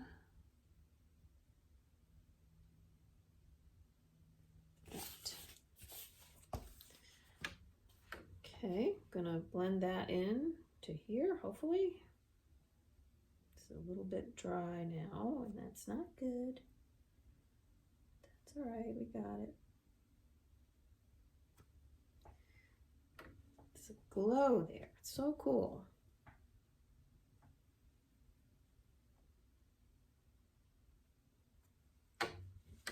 Okay. Got it. Got the glow. See that? There's another glow right there. It's the same thing. So we're going to do that right there.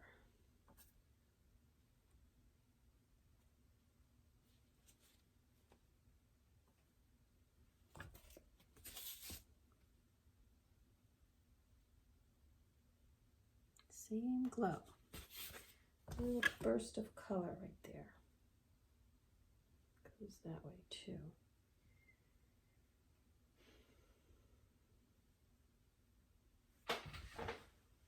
See a little bit on this end of this little roof here. Just gonna pop that in.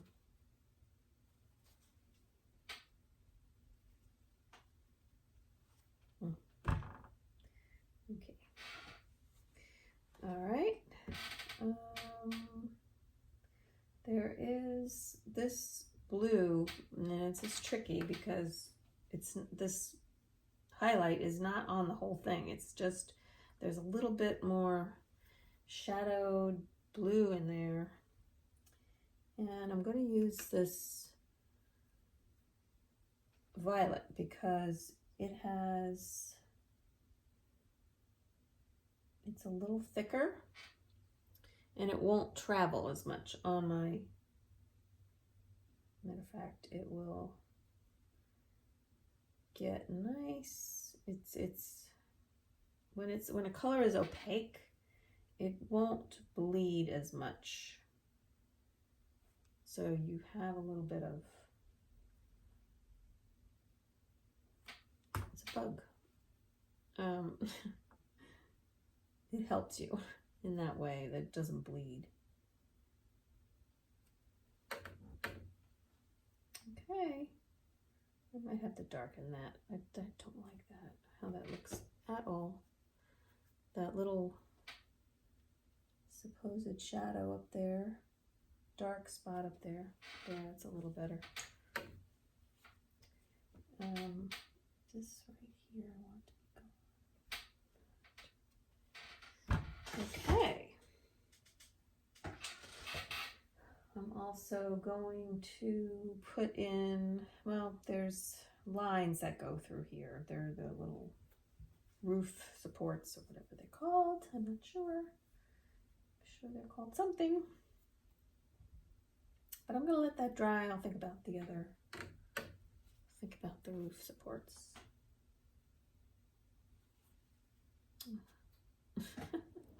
Okay. I'm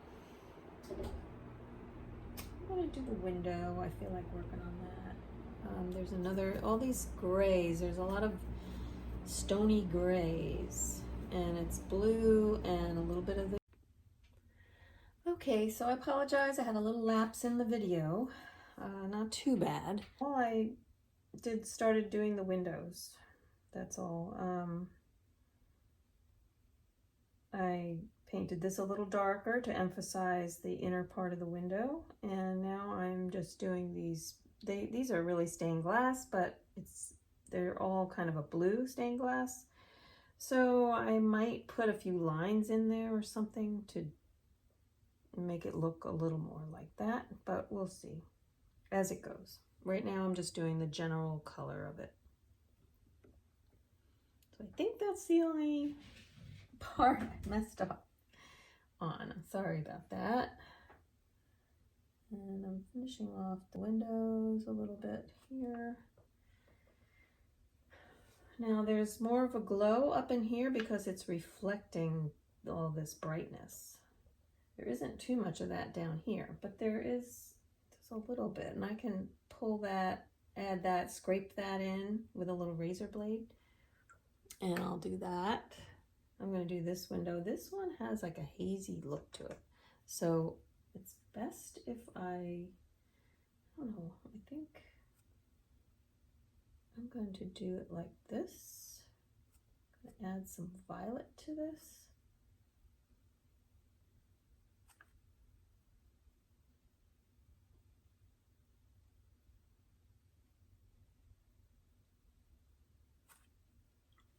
Sort of like that, and it has a little bit of a pinkish look to it, maybe. I don't know. There's also some darks in here, darks in the window.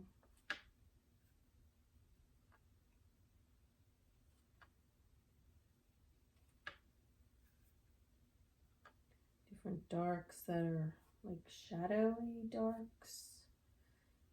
More dark down here. Definitely more dark here.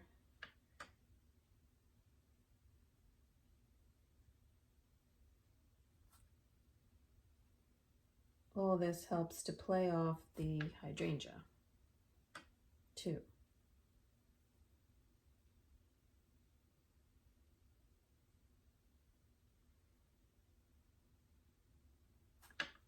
Okay, kind of looks more stained glassy now that I have little patches in there. Okay. Stained glassy, I guess that's a word. Now, to get that, it's a very grayed down, so I'm going to take the opposite. I'm going to take orange, and then I'm going to put a little blue in it and make it a little more orange, and that's going to gray it down. It probably needs a little yellow too. This orange needs yellow usually when I make a grayish color.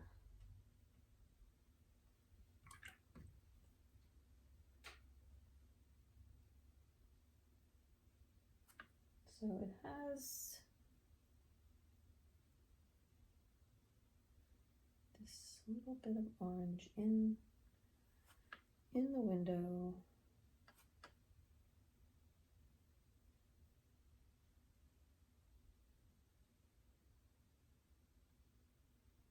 It also has the blue in it too, so I am going to drop in the blue to it.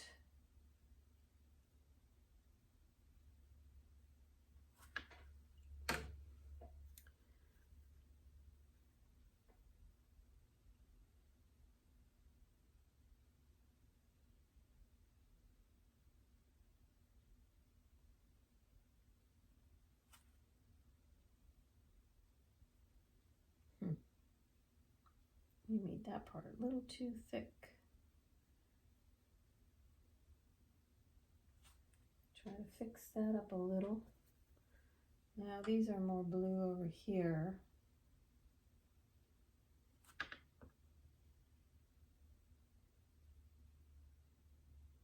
I really don't want to get too fussy with it.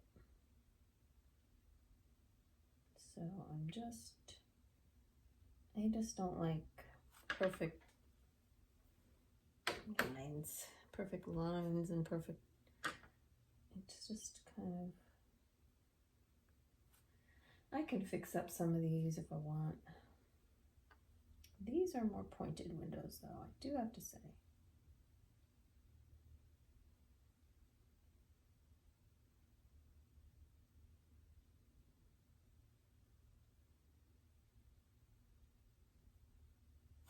Architecture for me is one of the hardest things. I find it's difficult. So I know a lot of painters that are architects and they're so much better at this. Of course they are. They really are. And I'm just not going to get picky with this. I'm just going to do this loosely.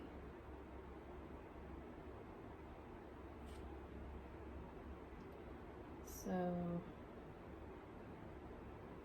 I just don't want to get too much into that. I do want to get this a little darker here. Just looking at more values here.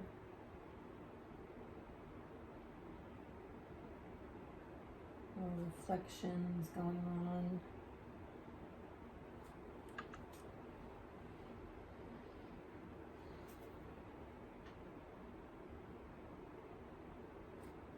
And all of this is what drew me to the picture. There was just so many things that were interesting in this. So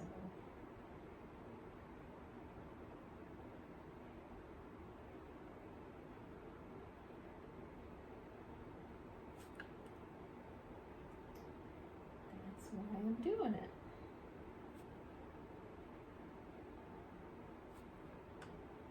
I'm going to emphasize this dark here because I think that's dramatic.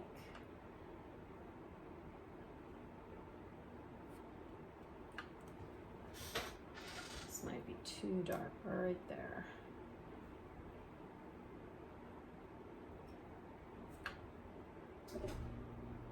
This is pretty dark here. Okay.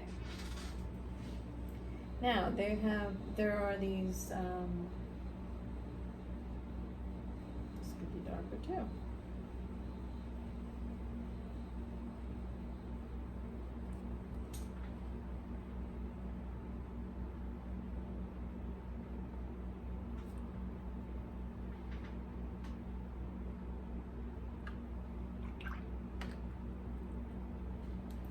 All right, just a tiny bit more.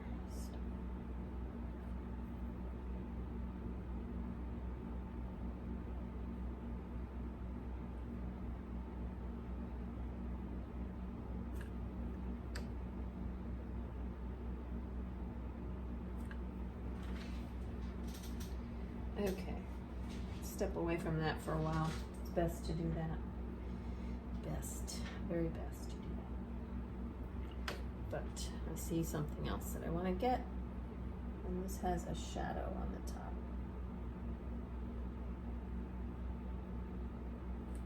There.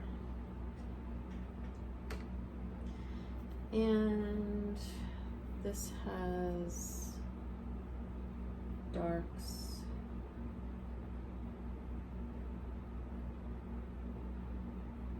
And I just used a watered down color.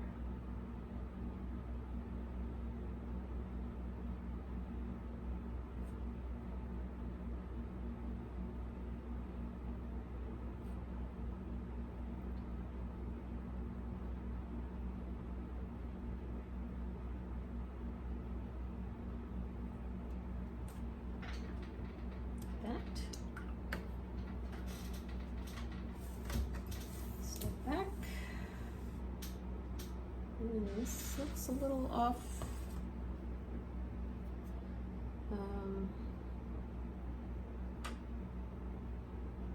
Not straight.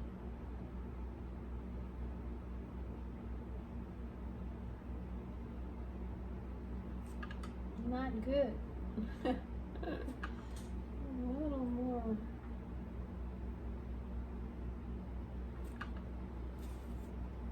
Okay, a little better. Looks a little off, but perspective-wise, I'm not sure.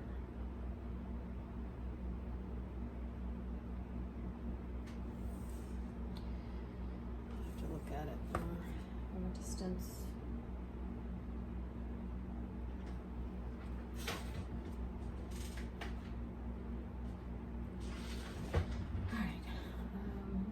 I'm going to take a quick break, and I'm going to put these, I need to be a little more precise with where these are placed. So I'm going to just take a break a minute. Okay, so what I did was I took a little wet brush and I just rubbed it back and forth on here, and then blotted it.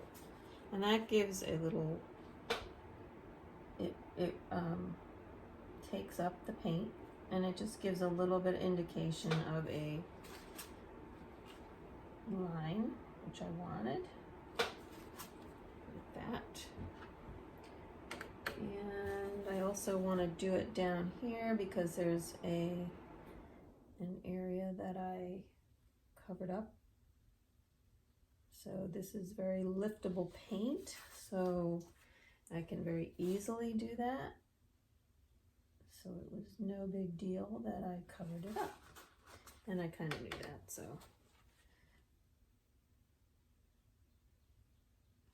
It will be it's not going to be a harsh line, but I don't really need a harsh line, so. But that's all I need.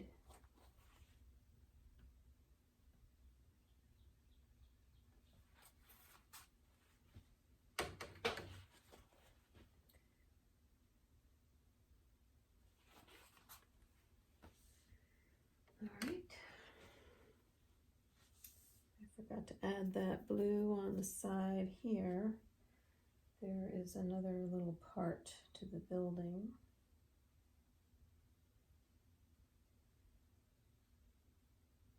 There. That has a little bit of highlight on it too, which I didn't see. All I have to do is take it off. And it goes down the side of the building like that a little bit.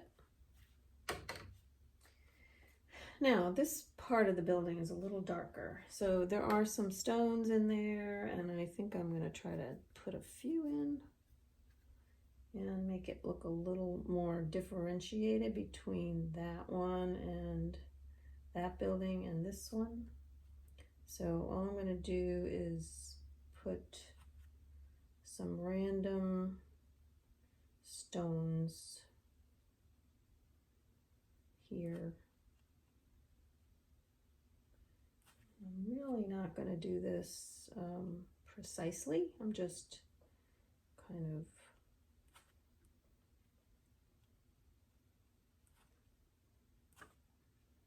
and then there's some kind of stones going this way. I'm kind of going to put a few of those in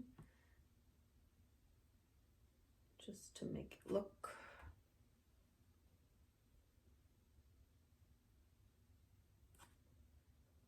like there's something there, which there is.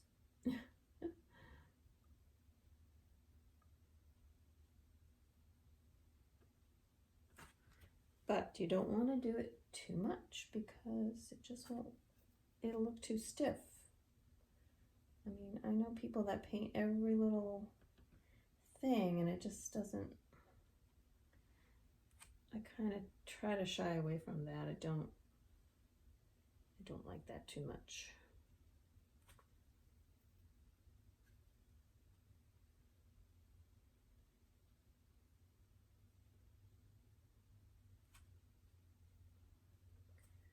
All right, this is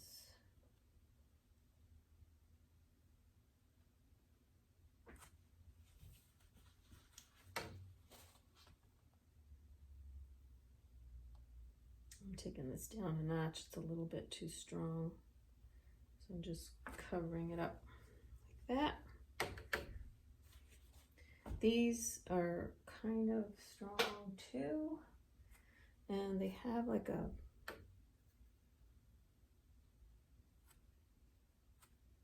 pinkish glow to it. So I'm just gonna run some pink, a little bit of pink down here.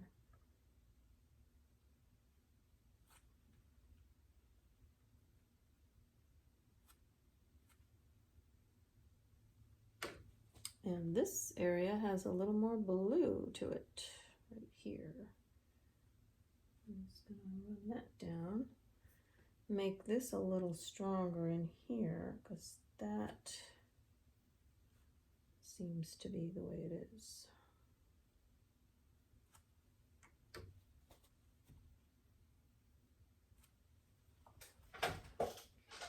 All right.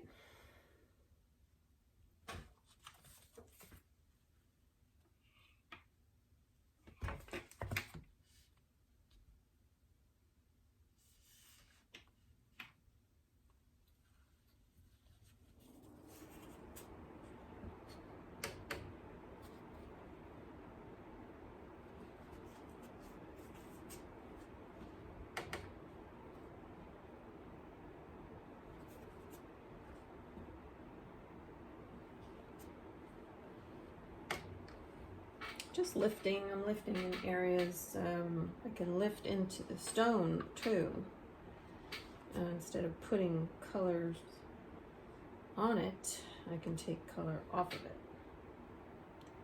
and gotta be careful though. This is really all I need to do, because you get the idea. There, it looks like there's stone. And you can actually see more of the grout of the stone than you can.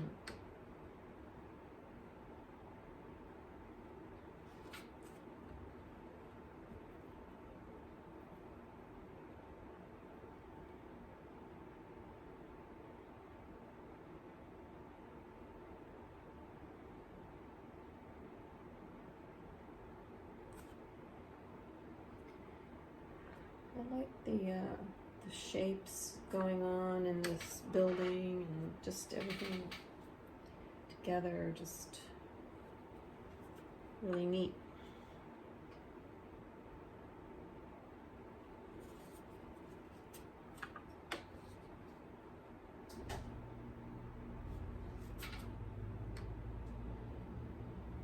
There are some lighter stones in here.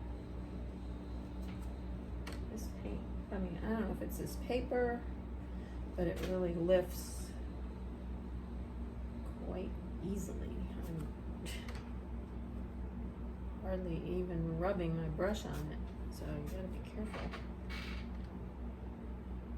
Okay, pretty much that's the overall. And this has kind of a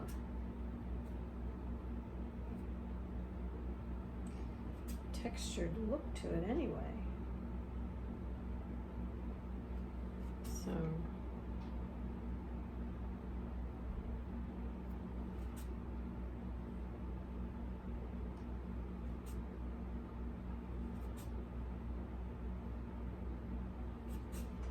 I think you can tell that that's stone.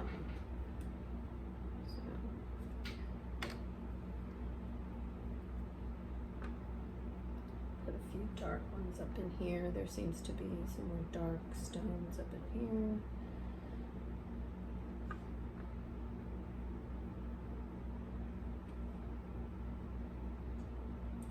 I don't know how old this building is, but I should check it out, see how old it is. This is the Presbyterian church in town.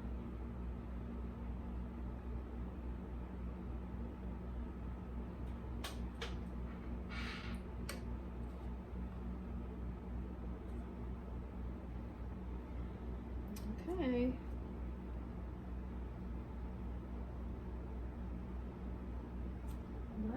too much. I do want a little more dark right here so that it separates this. And I'm just gonna, it doesn't have it in the picture, but I'm just gonna put a little bit more dark right in here.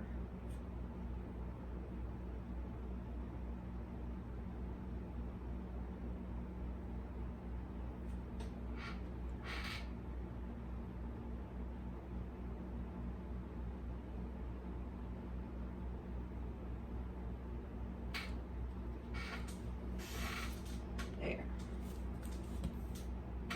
That's pretty good. I can put some darks in here too.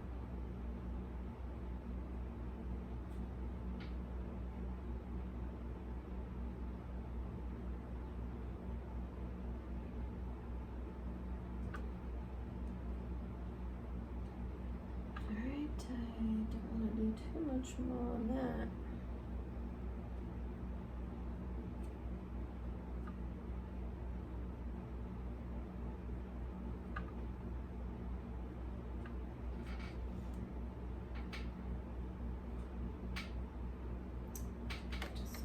Too much of that, but that's okay.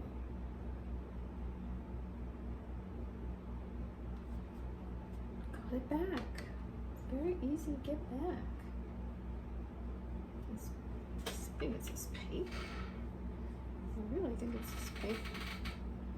I'm not used to this paper, so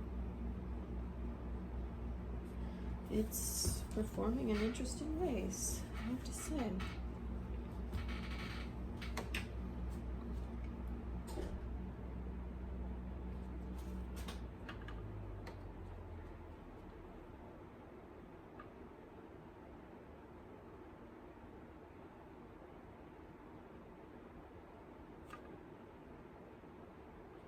I'm trying to get a little bit of that white back.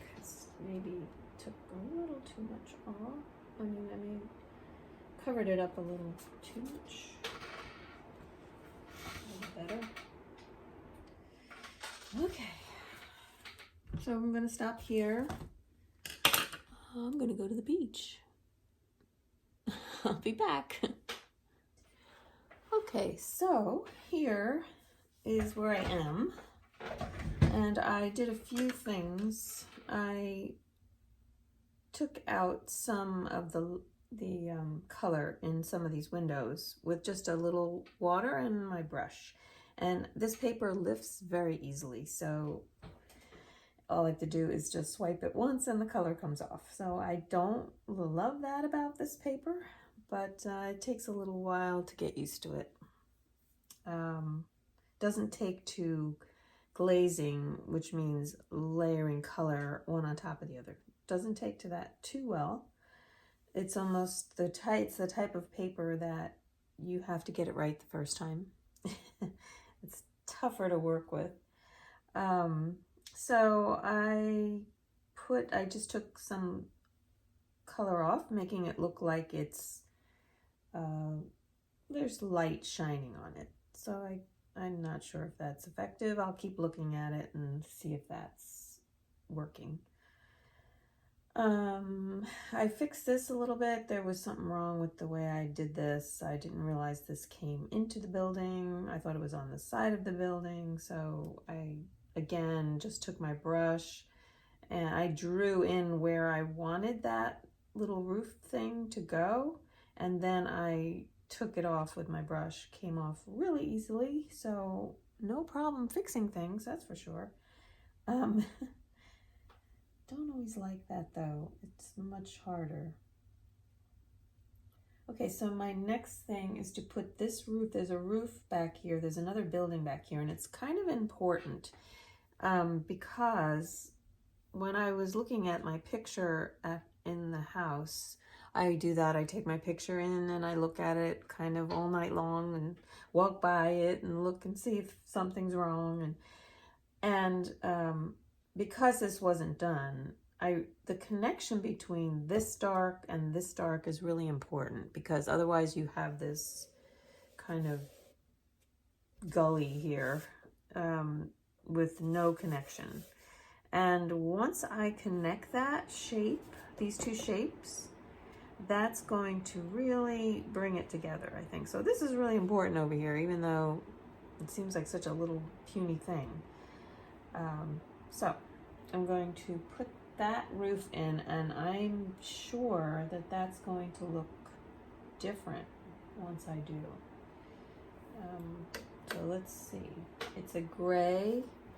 Of course, there's a lot of gray in here. It's, but it is sunlit a little bit on the top. So I'm going to give it a little bit of the New Gamboge Perronone orange combination with a little blue in it, maybe. Yeah, a little blue in it. So, and then the roof itself, I'm just doing this gray, which is cobalt and a little bit of the Perronone orange and raw sienna. And it's either got more blue in it at times, it's either got more raw sienna in it at times. Right now I see a little more blue in it at the top with some of that orange. So I just add some of that color in, and then it should connect it. Well, it should be the color I want, not connect it.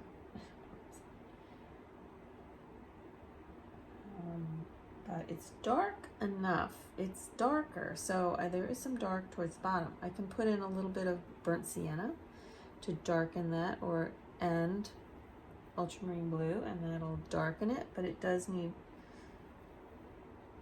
it's a little bit too greeny, so I'm going to put in some cobalt blue. So just keep tweaking around with it. It's fine. It's one of those darks that you have to kind of get. I went over with this tree a little bit too much, but that's okay. I'm just gonna, this might be one of those things I have to turn a little bit. It does have that orange glow in it there though, so I'm gonna try to put that in also. Same time. It's kind of, and you're mixing a little bit of the complements, so I have to be a little careful there.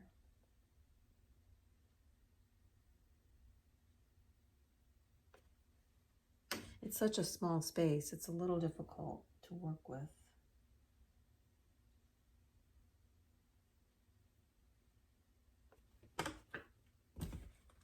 Comes down pretty far, so I'm going to bring that down.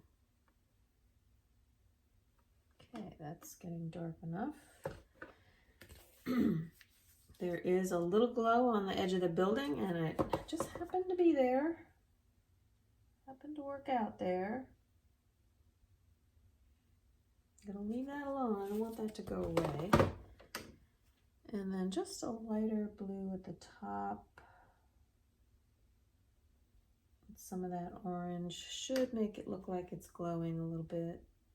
And I think it does. And always can use a little bit of lavender in there. That will help. Yep. Okay, I'm gonna wait for that to dry, and there's other parts of that roof that goes with it.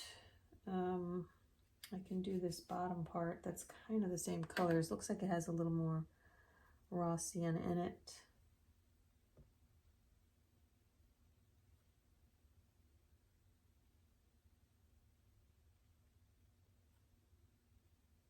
There is a window there also.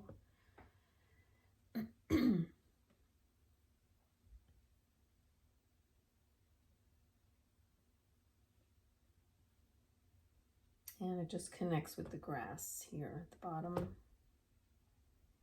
This tree can probably use a little more, but I will put that in. Okay, and then there is something else here and something else here. I'm not going to get too persnickety with that. Just want to get it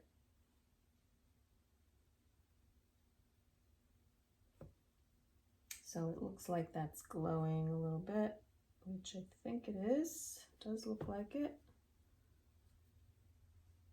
got a lot of paint on that, a lot of water. Don't want so much water, so.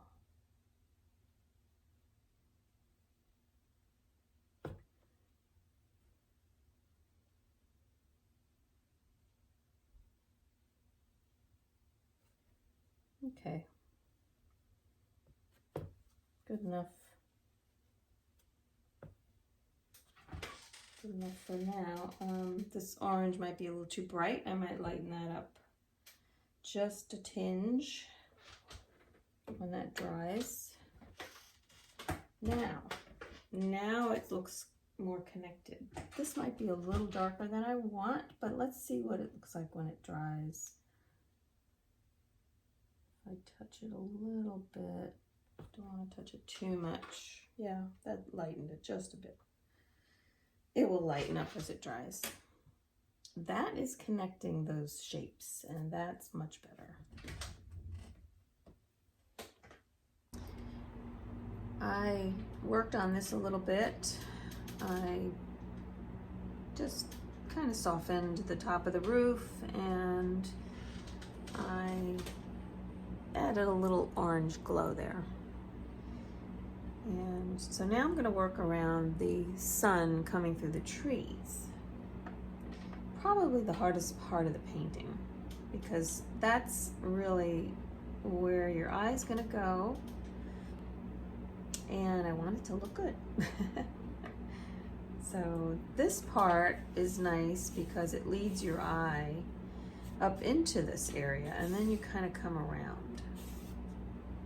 So, or you go this way and come around this way. So I do like that the sunlight on the grass pulls you in. So I do like that. So when you have branches cutting into a sunlit area, they are part of the sunlit area. They are golden, they aren't dark. Some of them are dark, some areas are dark, but then as it gets closer to the light source, they just get golden. So that's what's happening here. And I want to make sure this area it's dark, and then it gets lighter as it goes towards that light. So if you don't do that, you lose that illusion of the sun coming through the trees. And we'll see if I can do it. And these branches will be a little darker because they're not as close, but yeah, it looks like they're a little darker. So once that's in, that will tie the whole thing together, hopefully. We'll see. I'm going to start with that branch because I think I'm not going to be afraid of it.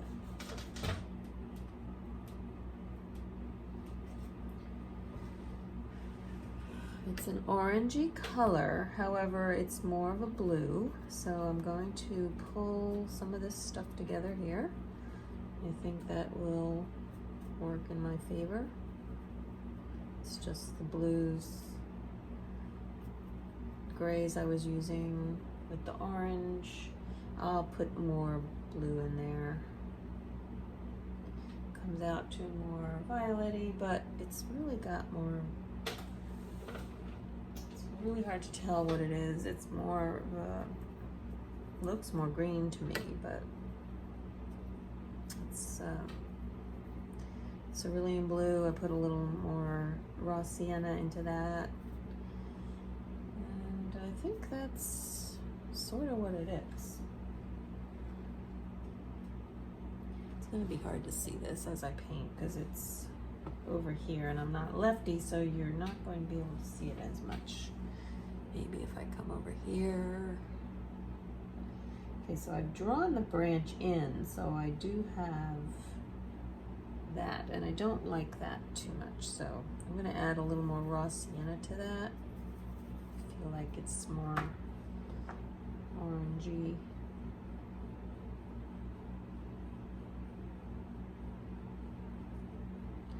Okay, but right there, it's going to transition. It's going to get a little more golden. I'm using yellow ochre, throwing that in with a little bit of the orange. and you'll see right there, and it gets kind of blue, but I think that's just my camera, so I'm not going to let that dictate anything to me right now.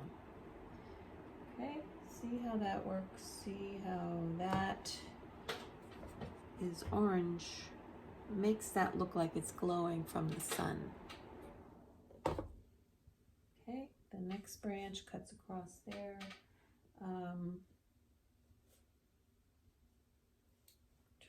I'm just going to end it right there. It can end, if you see an end point, it's going between the leaves, just stop and think about it. You have time to think about it. There's another branch that comes right across, and that has yellow in it because it's the closest. So I might put that in. And I have stuff on my brush, but that's okay because I don't want it too yellow. I want it kind of golden. It is pretty bright there. I don't know.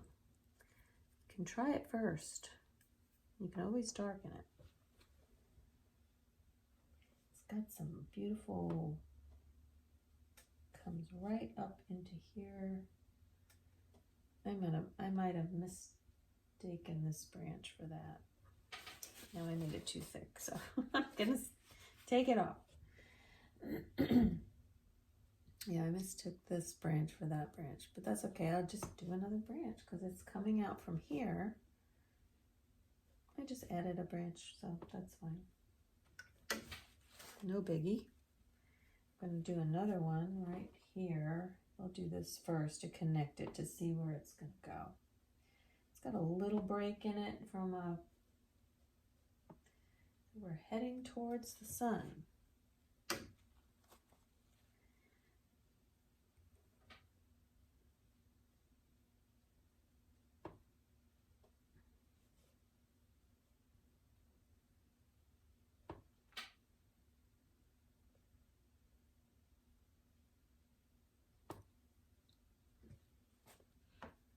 Now it's going to get more golden. This comes up here like this into, and right through here.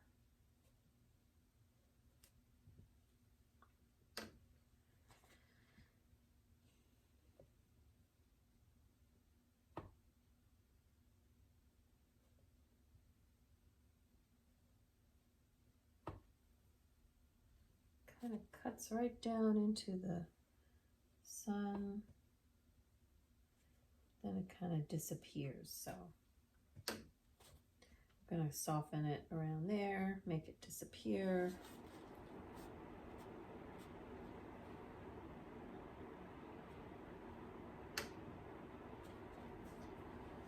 Has more greens, and definitely going to throw in some maybe pinks right into here.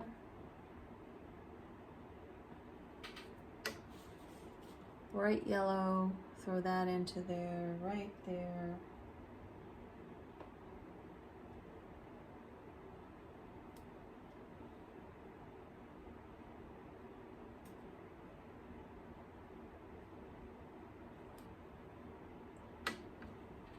Now it's going to look like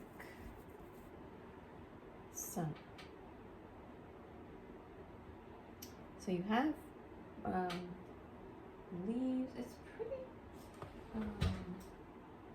I wonder if I should just put a branch in front of there because it just looks odd to me. And I think the camera just obliterated that branch. I think there's a branch right across there. So I'm just gonna do that just so it doesn't look phony. Yeah, I think there is a branch there. Okay, so that helps. That definitely helps. Okay, so what's gonna make this glow is if I add some more of these leaves in here, and then I'm gonna add some glow around the sun, right around here. I think I might just wet it a little bit and then add some of that glow around that.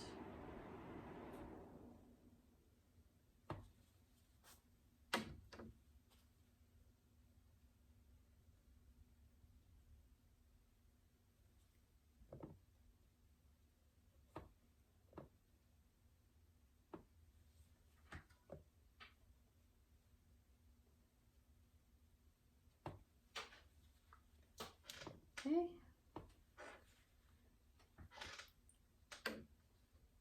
It's tricky. Lots of tricky stuff around. All right. I'm just taking some oranges and just going to come around these limbs and put some leaves, extra leaves.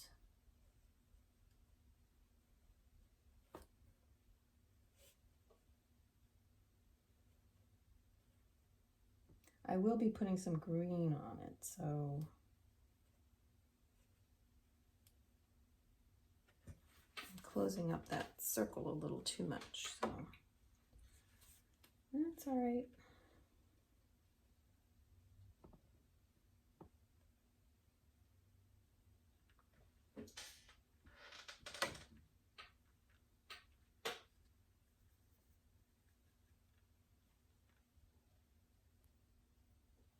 There's more yellows up in here, so I'm just throwing some brighter yellows around it. And then I will put some more green in there too.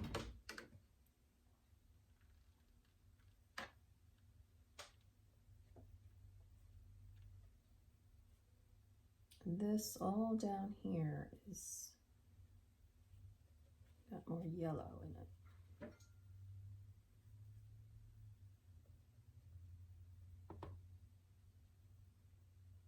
Quite a glow going on here.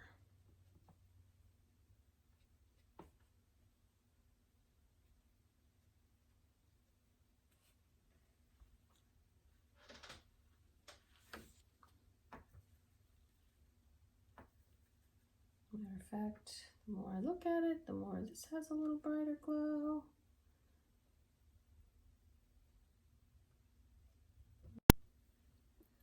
There's another tree here, and I wish I had kept a little more light coming through here, but I didn't, so it's okay.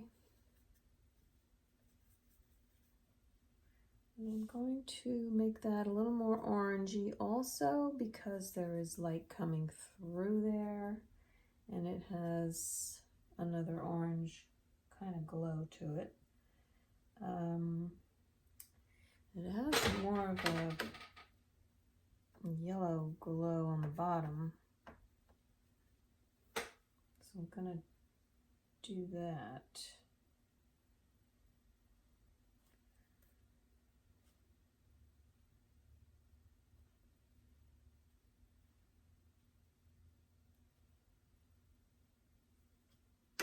Then it gets bluer as it goes up. Kind of a blue-brown.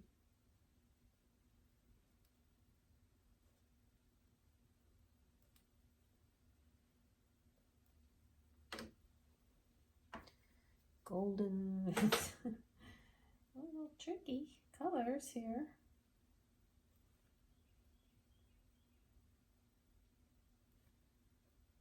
I love playing with these colors though. Really do love that. I love just trying to get glow, and it's fun to work through that.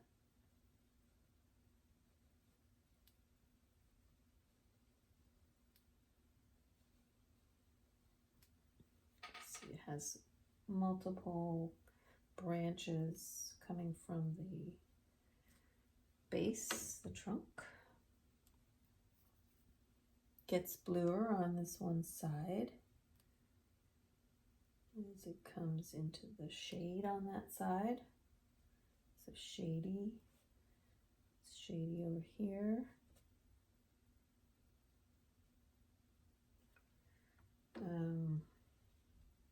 Maybe a little more red, orangey color in there. It's hard to see actually.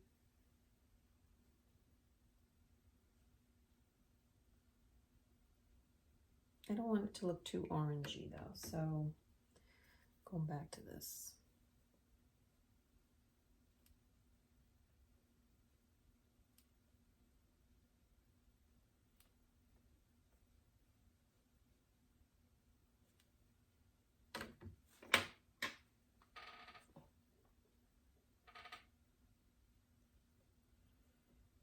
I see more of a golden color rather than, you know, just don't want to emphasize it, overemphasize it, whatever. It starts to come into the leaves and stuff over here, and I'm just going to fade that out a little bit.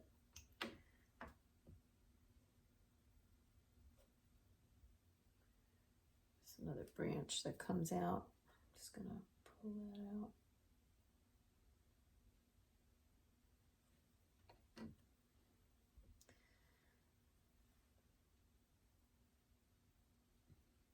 Strange happenings to this paper. Still not used to it.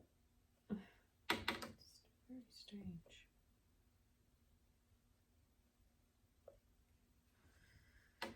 Okay, it's behaving oddly. Let's put it that way.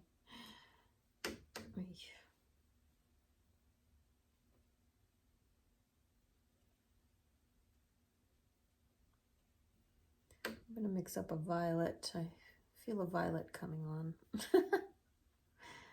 I'm using Windsor red and a little bit of cobalt and ultramarine just to give it, there's a lot of shadow on this side, so, and in between these branches, so.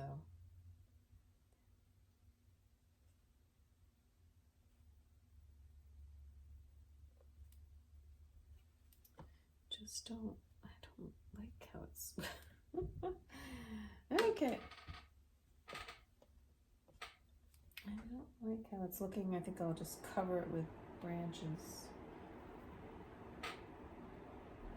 It's just not taking to overworking at all, which is good because you don't want to overwork anything, but it's just a little frustrating when you do want to change something. So there's another tree behind us, so I'm just gonna put a little bit of that in there. Just let it go. I'm just getting a little frustrated with it, so just doing that.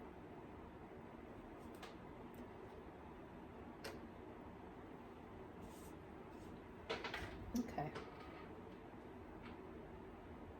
Just gonna change. There is a shadow here at the base. I will get that in as soon as that dries a little bit. Actually, I might just do it now because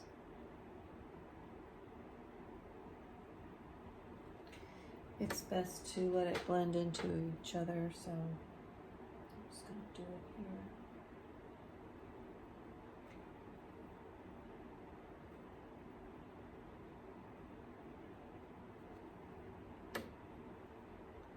And it gets bluer as it gets onto the grass.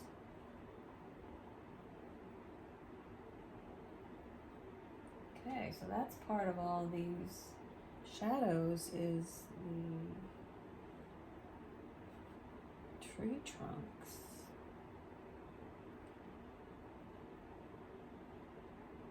I see that now. Now I'm making the connection.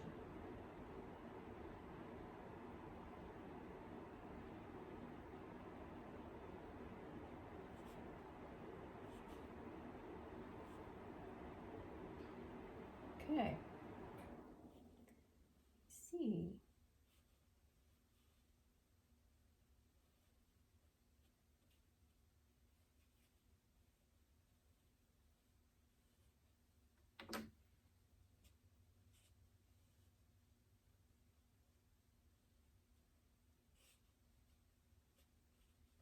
Just softly adding that in, blending that together with this other colors I've got here.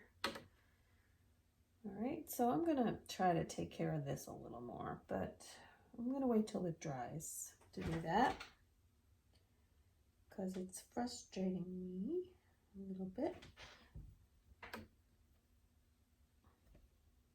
Because there are some darks in there that will help pull that, make that a little more like a sun is coming through it. But right now it doesn't look that way to me, so there's ways to fix it. There's some darks behind there, that'll really help. Once that dries, I can get that in there. This part is tricky, I really do have to say.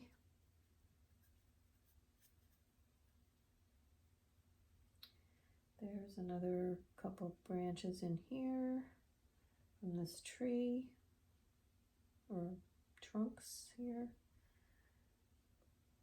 Some in here. Pull that down there maybe. It's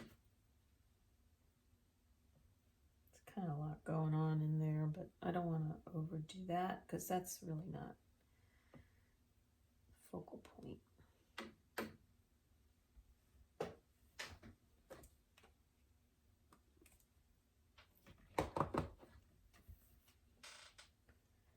All right, there's darks out. I need to start putting the darks in. Scary part. I shouldn't be saying this, but it is. Even I think it's scary. So I'm using raw sienna, ultramarine blue, it's a little bit, needs more green. I'll put in some quinacridone gold to that. Just keep doing it till you get the color you want. I'm kind of over trying to just do 2 mixes of color. I need to get what I want, so I'm just gonna kind of keep mixing till I get something. And that looks like what I want to get. So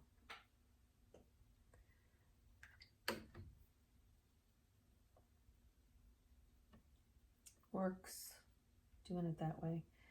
Okay, so in here there are darks. And it's, you know, once you get those in, it's kind of really dark right here, but I don't, you know, where the darks go, that's where your eye goes, so don't get it too dark, you know,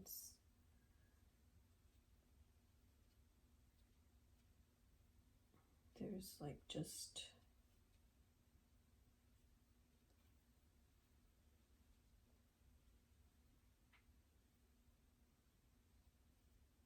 using the side of my brush to get some roughage there. You know,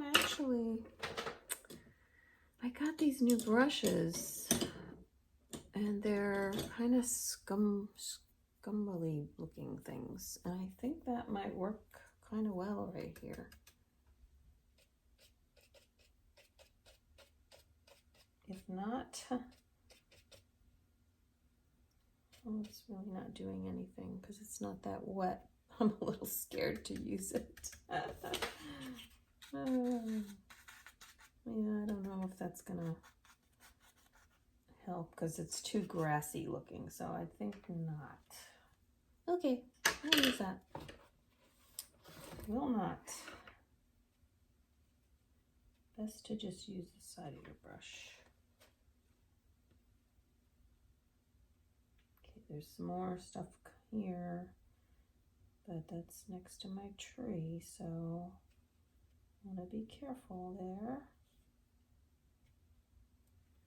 Okay, that's not too bad. Then there's stuff going on here.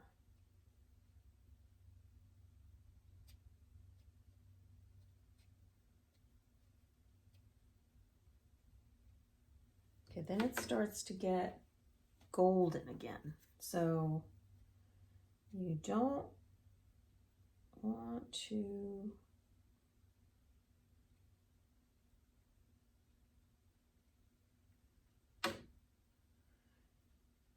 keep the darks going through near where the sun is. You want to make sure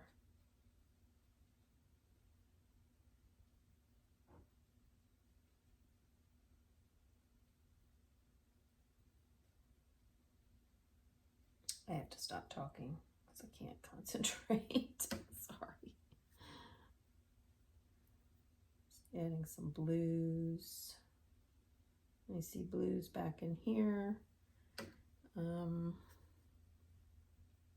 think it's just another house maybe back there.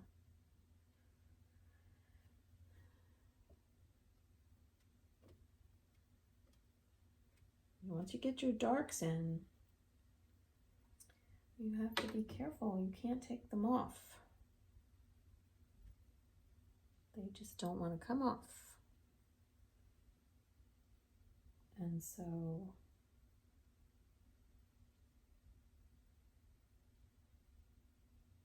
gotta be a little careful.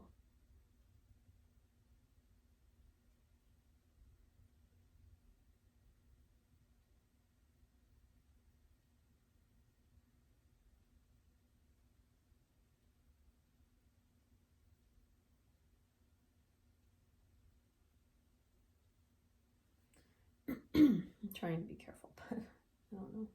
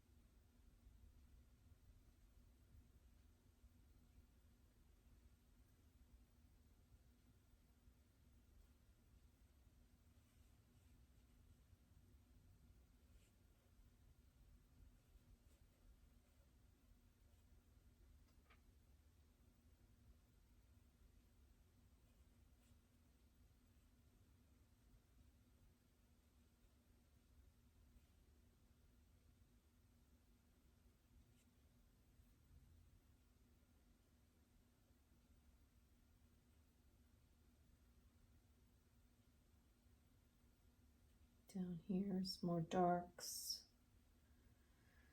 Down in here.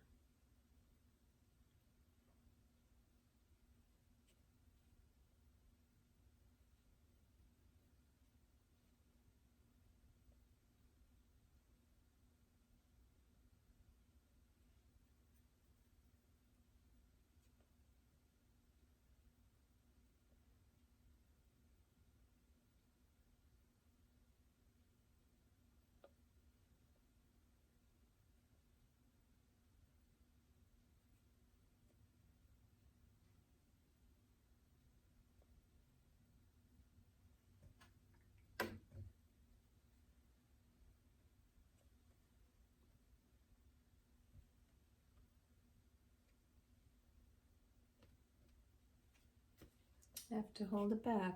You put it back and see if it's effective. I think so.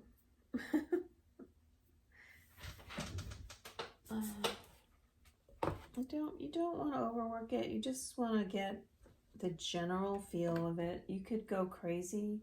All you have to do is squint at it, get the general shapes in there, and then leave it be. Just leave it be. And you'll find that's very helpful. Too much and you'll just, yeah, go crazy.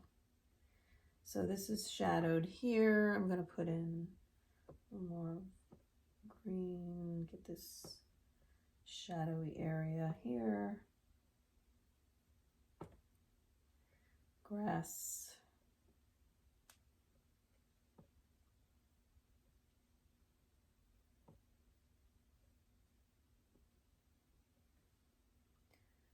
There.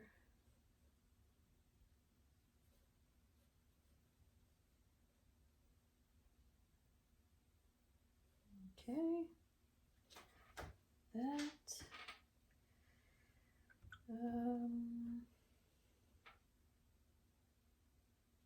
I don't want to do too much more because I don't want to mess it up, because I think it looks like it's sunlit there.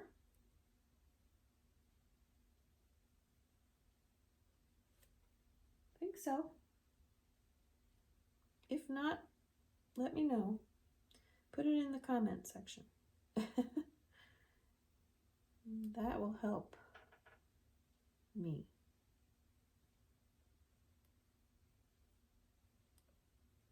A lot, actually. Yeah. Don't forget to breathe. It's really important.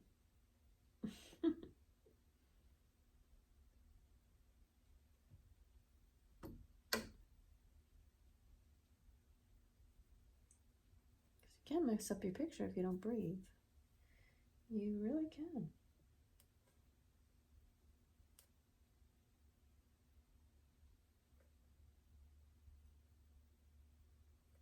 Just adding touches of yellow. There I feel like there's more yellow showing through. Stronger bits of yellow. I think that's helping to make it look more sunlit.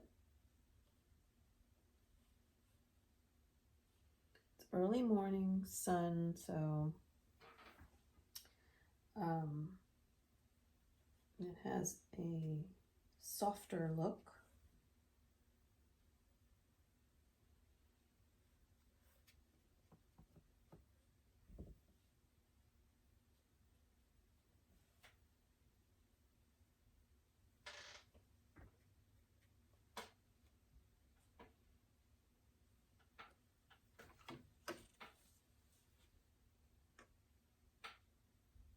Putting a little touch of glow of red right there. Just, I feel like that's where, or if it's this color, something that's touching these flowers right here is making them glow. So that also, that color kind of ties this around. You see this color is found in all these areas here. And that's good. And I'm going to add a little more to this area here because it's definitely got some reflected light going on. Some more here. And that just really ties it all in.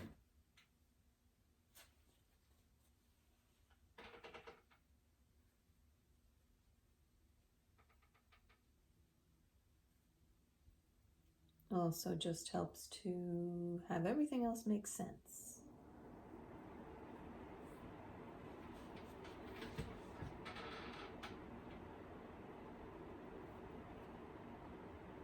And it's okay to overemphasize things.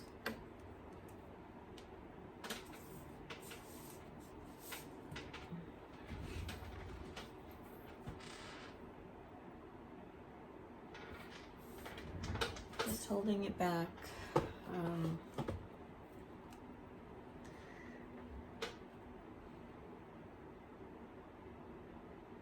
I'm going to do a little more of the grasses here and look at it a little more closely. See what I need to do. I don't like this tree, so and this actually gets darker as it goes up in there, but that's wet, so I don't want to do that now. I'm gonna let this dry and then come back. I worked on this tree a little more. I just needed to be more intense with it, so it's hard to videotape when you're doing that. I do want to take a little highlight out and see if I can get that out on one side of the tree. And I can, because this paper does like to do that. It's the craziest paper. And I mean, in one sense it's good, but in another sense it's just makes you crazy. It's very sensitive to anything you touch.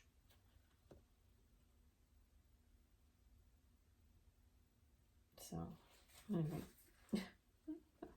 very sensitive. There are these little branches that come down, but I think I'm just going to take some white paint and do that. Well, I can try it, but I think to get more fluidity, I just need to do white paint with that. That would just look like some branches are around.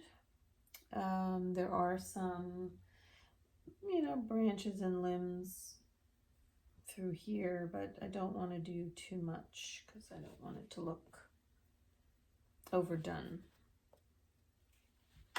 So, not much going in there. Not much at all. A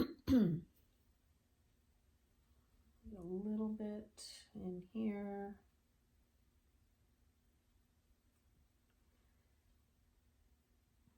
Very little. And then I want to make some smaller branches, and I'm using my script brush. It comes out from here, which is good.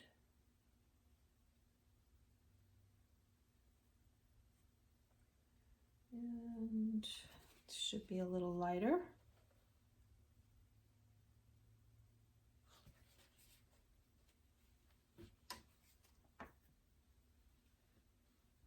And more golden.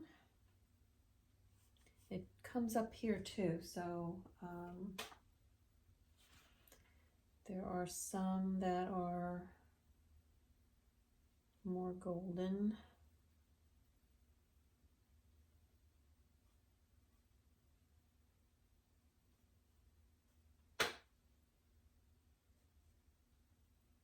That way. Don't want to overdo that either.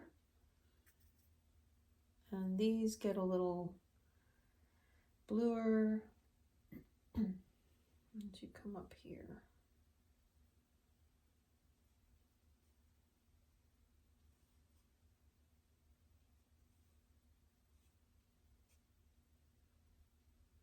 Don't want to do too much there.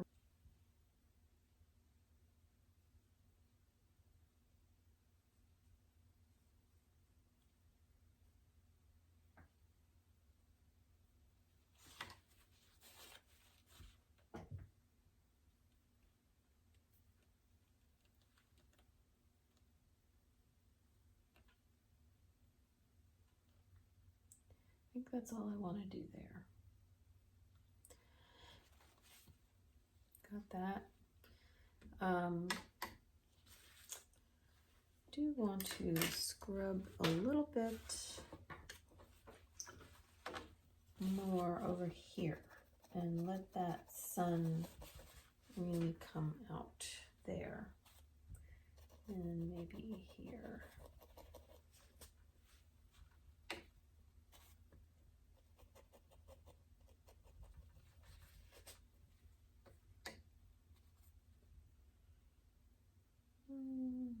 I think that's it.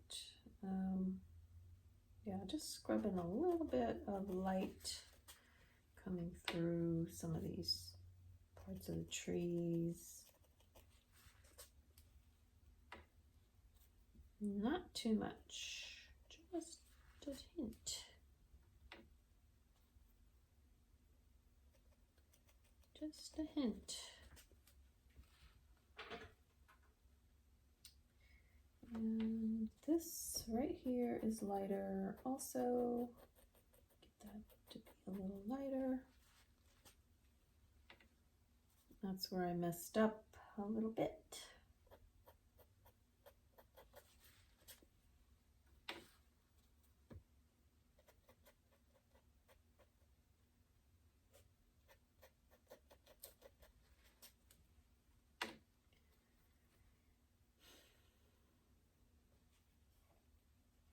It is possible to get a little bit of that back, so, well, especially on this paper.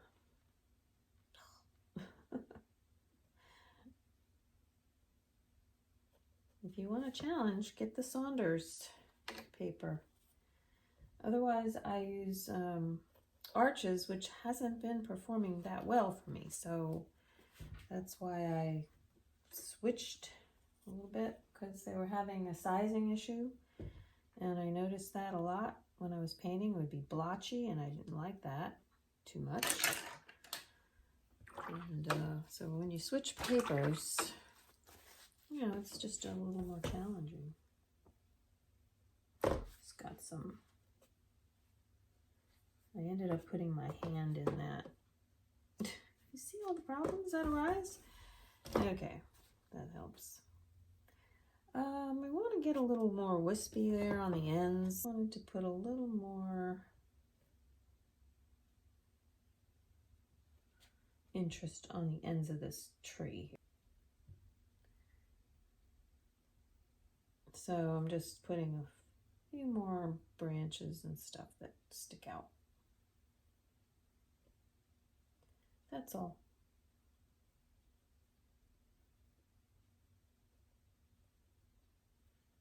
There was some that came across this roof line a little bit. That's about it. One more thing I want to do, well, I want to work on this part here, but one more thing I want to do here is put a little bit of a ray of light coming through here.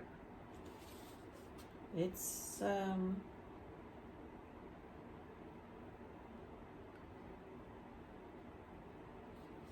ray of light really helps to emphasize the sun coming through here. Just a little bit. I think that's all.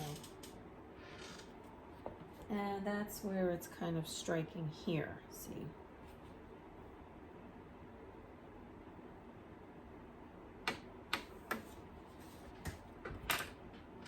Okay, I can work on this, let this dry. I'll analyze that later, see if it needs any more. Other than that, I'm just going to do a little bit more on this area here. So I want to add a little more greens to that, and I'm just taking some cobalt and some Windsor yellow, a little bit of orange mixed in there so it's not too bright. And just gonna flick in some grasses here, because you are getting closer to the front make it a little more. And I don't want to get it too detailed. I don't want my eye to go there. So I'm just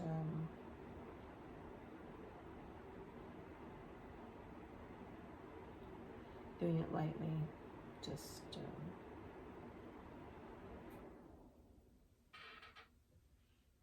adding a little bit of texture there. Needs a little something.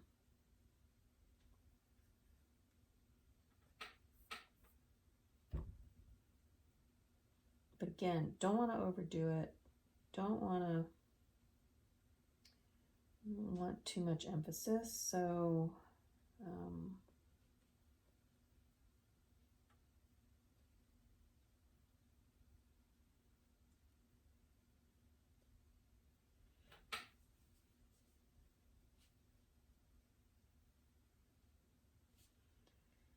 right in here, could use some darks.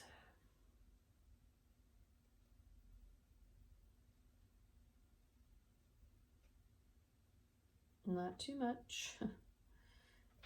And blend them, put them in, and then blend them with a little water so that it doesn't look too harsh.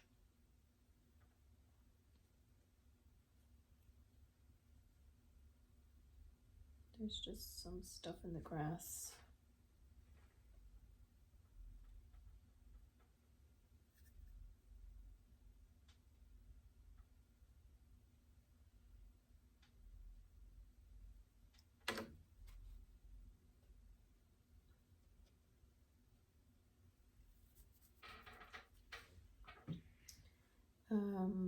Maybe some darks in the grass in certain areas. That will set off the shadows a little more, I mean the highlights in the grass.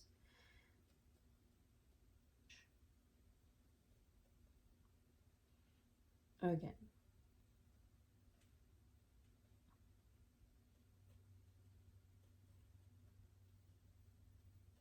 Soft touch, that's what I say. Watercolor is delicate sometimes, and sometimes you want to make it harsher and not so, you want to throw your brush at it, but I handle the brush a little more delicately. Helps.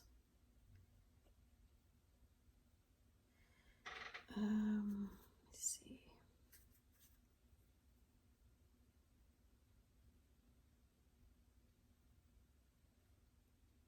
Couple of dark areas here.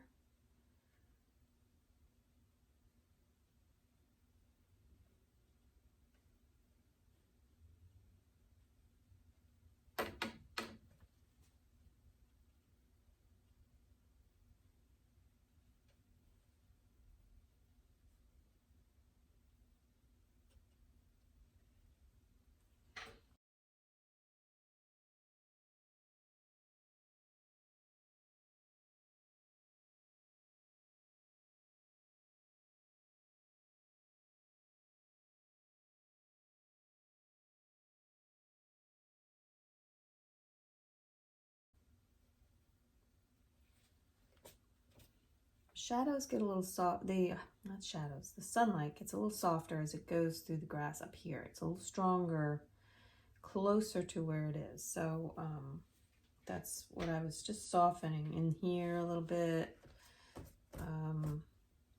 making this a little stronger. And that's something I don't want there.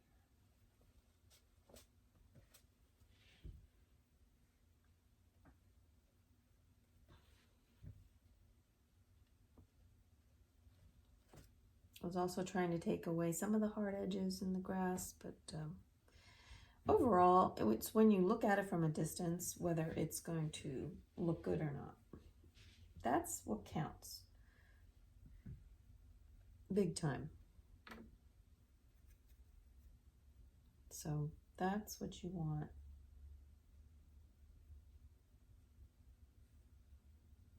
To happen.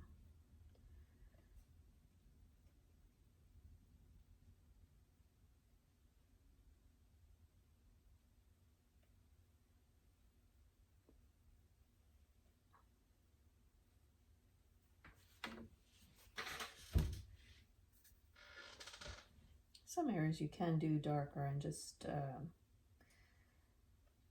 bit, leave it and not soften it as much. But I say it's almost done. What I want to do is fleck a little bit of white specks in there because there are clover in there and stuff, so I think it'll look, it softens things too when you spatter. I like to spatter. It just adds a more natural look. So I take some white gouache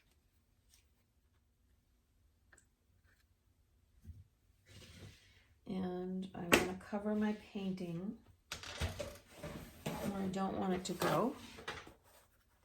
Definitely don't want it to go there. And I don't want it to go up there. So maybe I'll do it this way. Take my brush, wet it, get into that white, and it's going to dry softer. It's not going to dry white.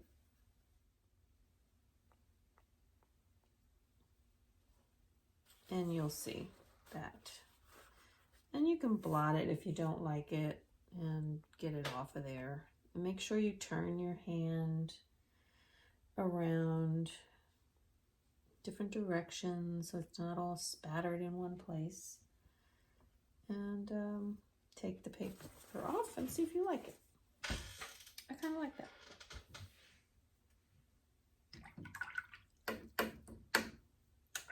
Now I was going to take my white also and put in just a few.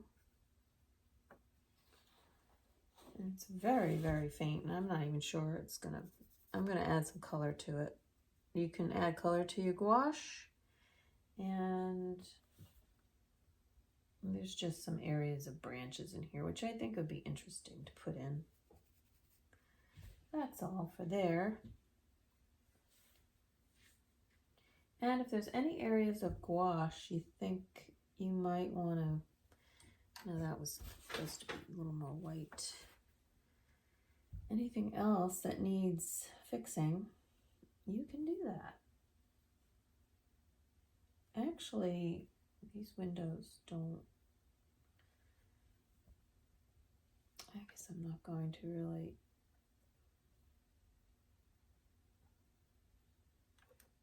Some of them stand out more than others.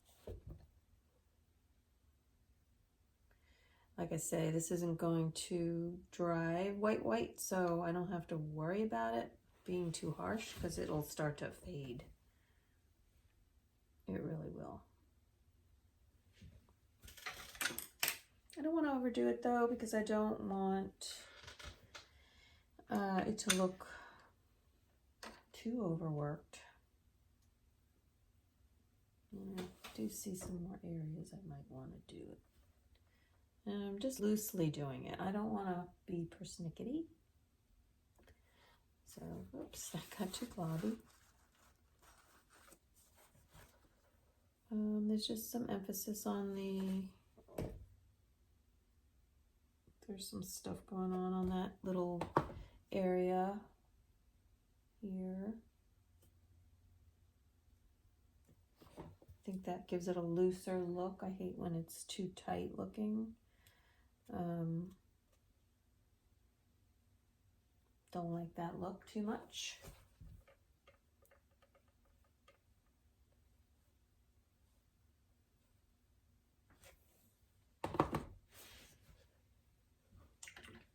And I'm going to pretty much call that quits. See how that dried lighter? But that's what I wanted. I don't want it that harsh, so.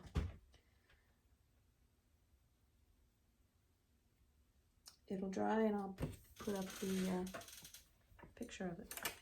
Thanks for watching. I hope you enjoyed seeing me struggle through some of these things. As you can see, it doesn't always come easy, and but it's fun and it's rewarding. So I hope you enjoy it and try to attempt something like this for yourself. Thanks for watching again. Bye.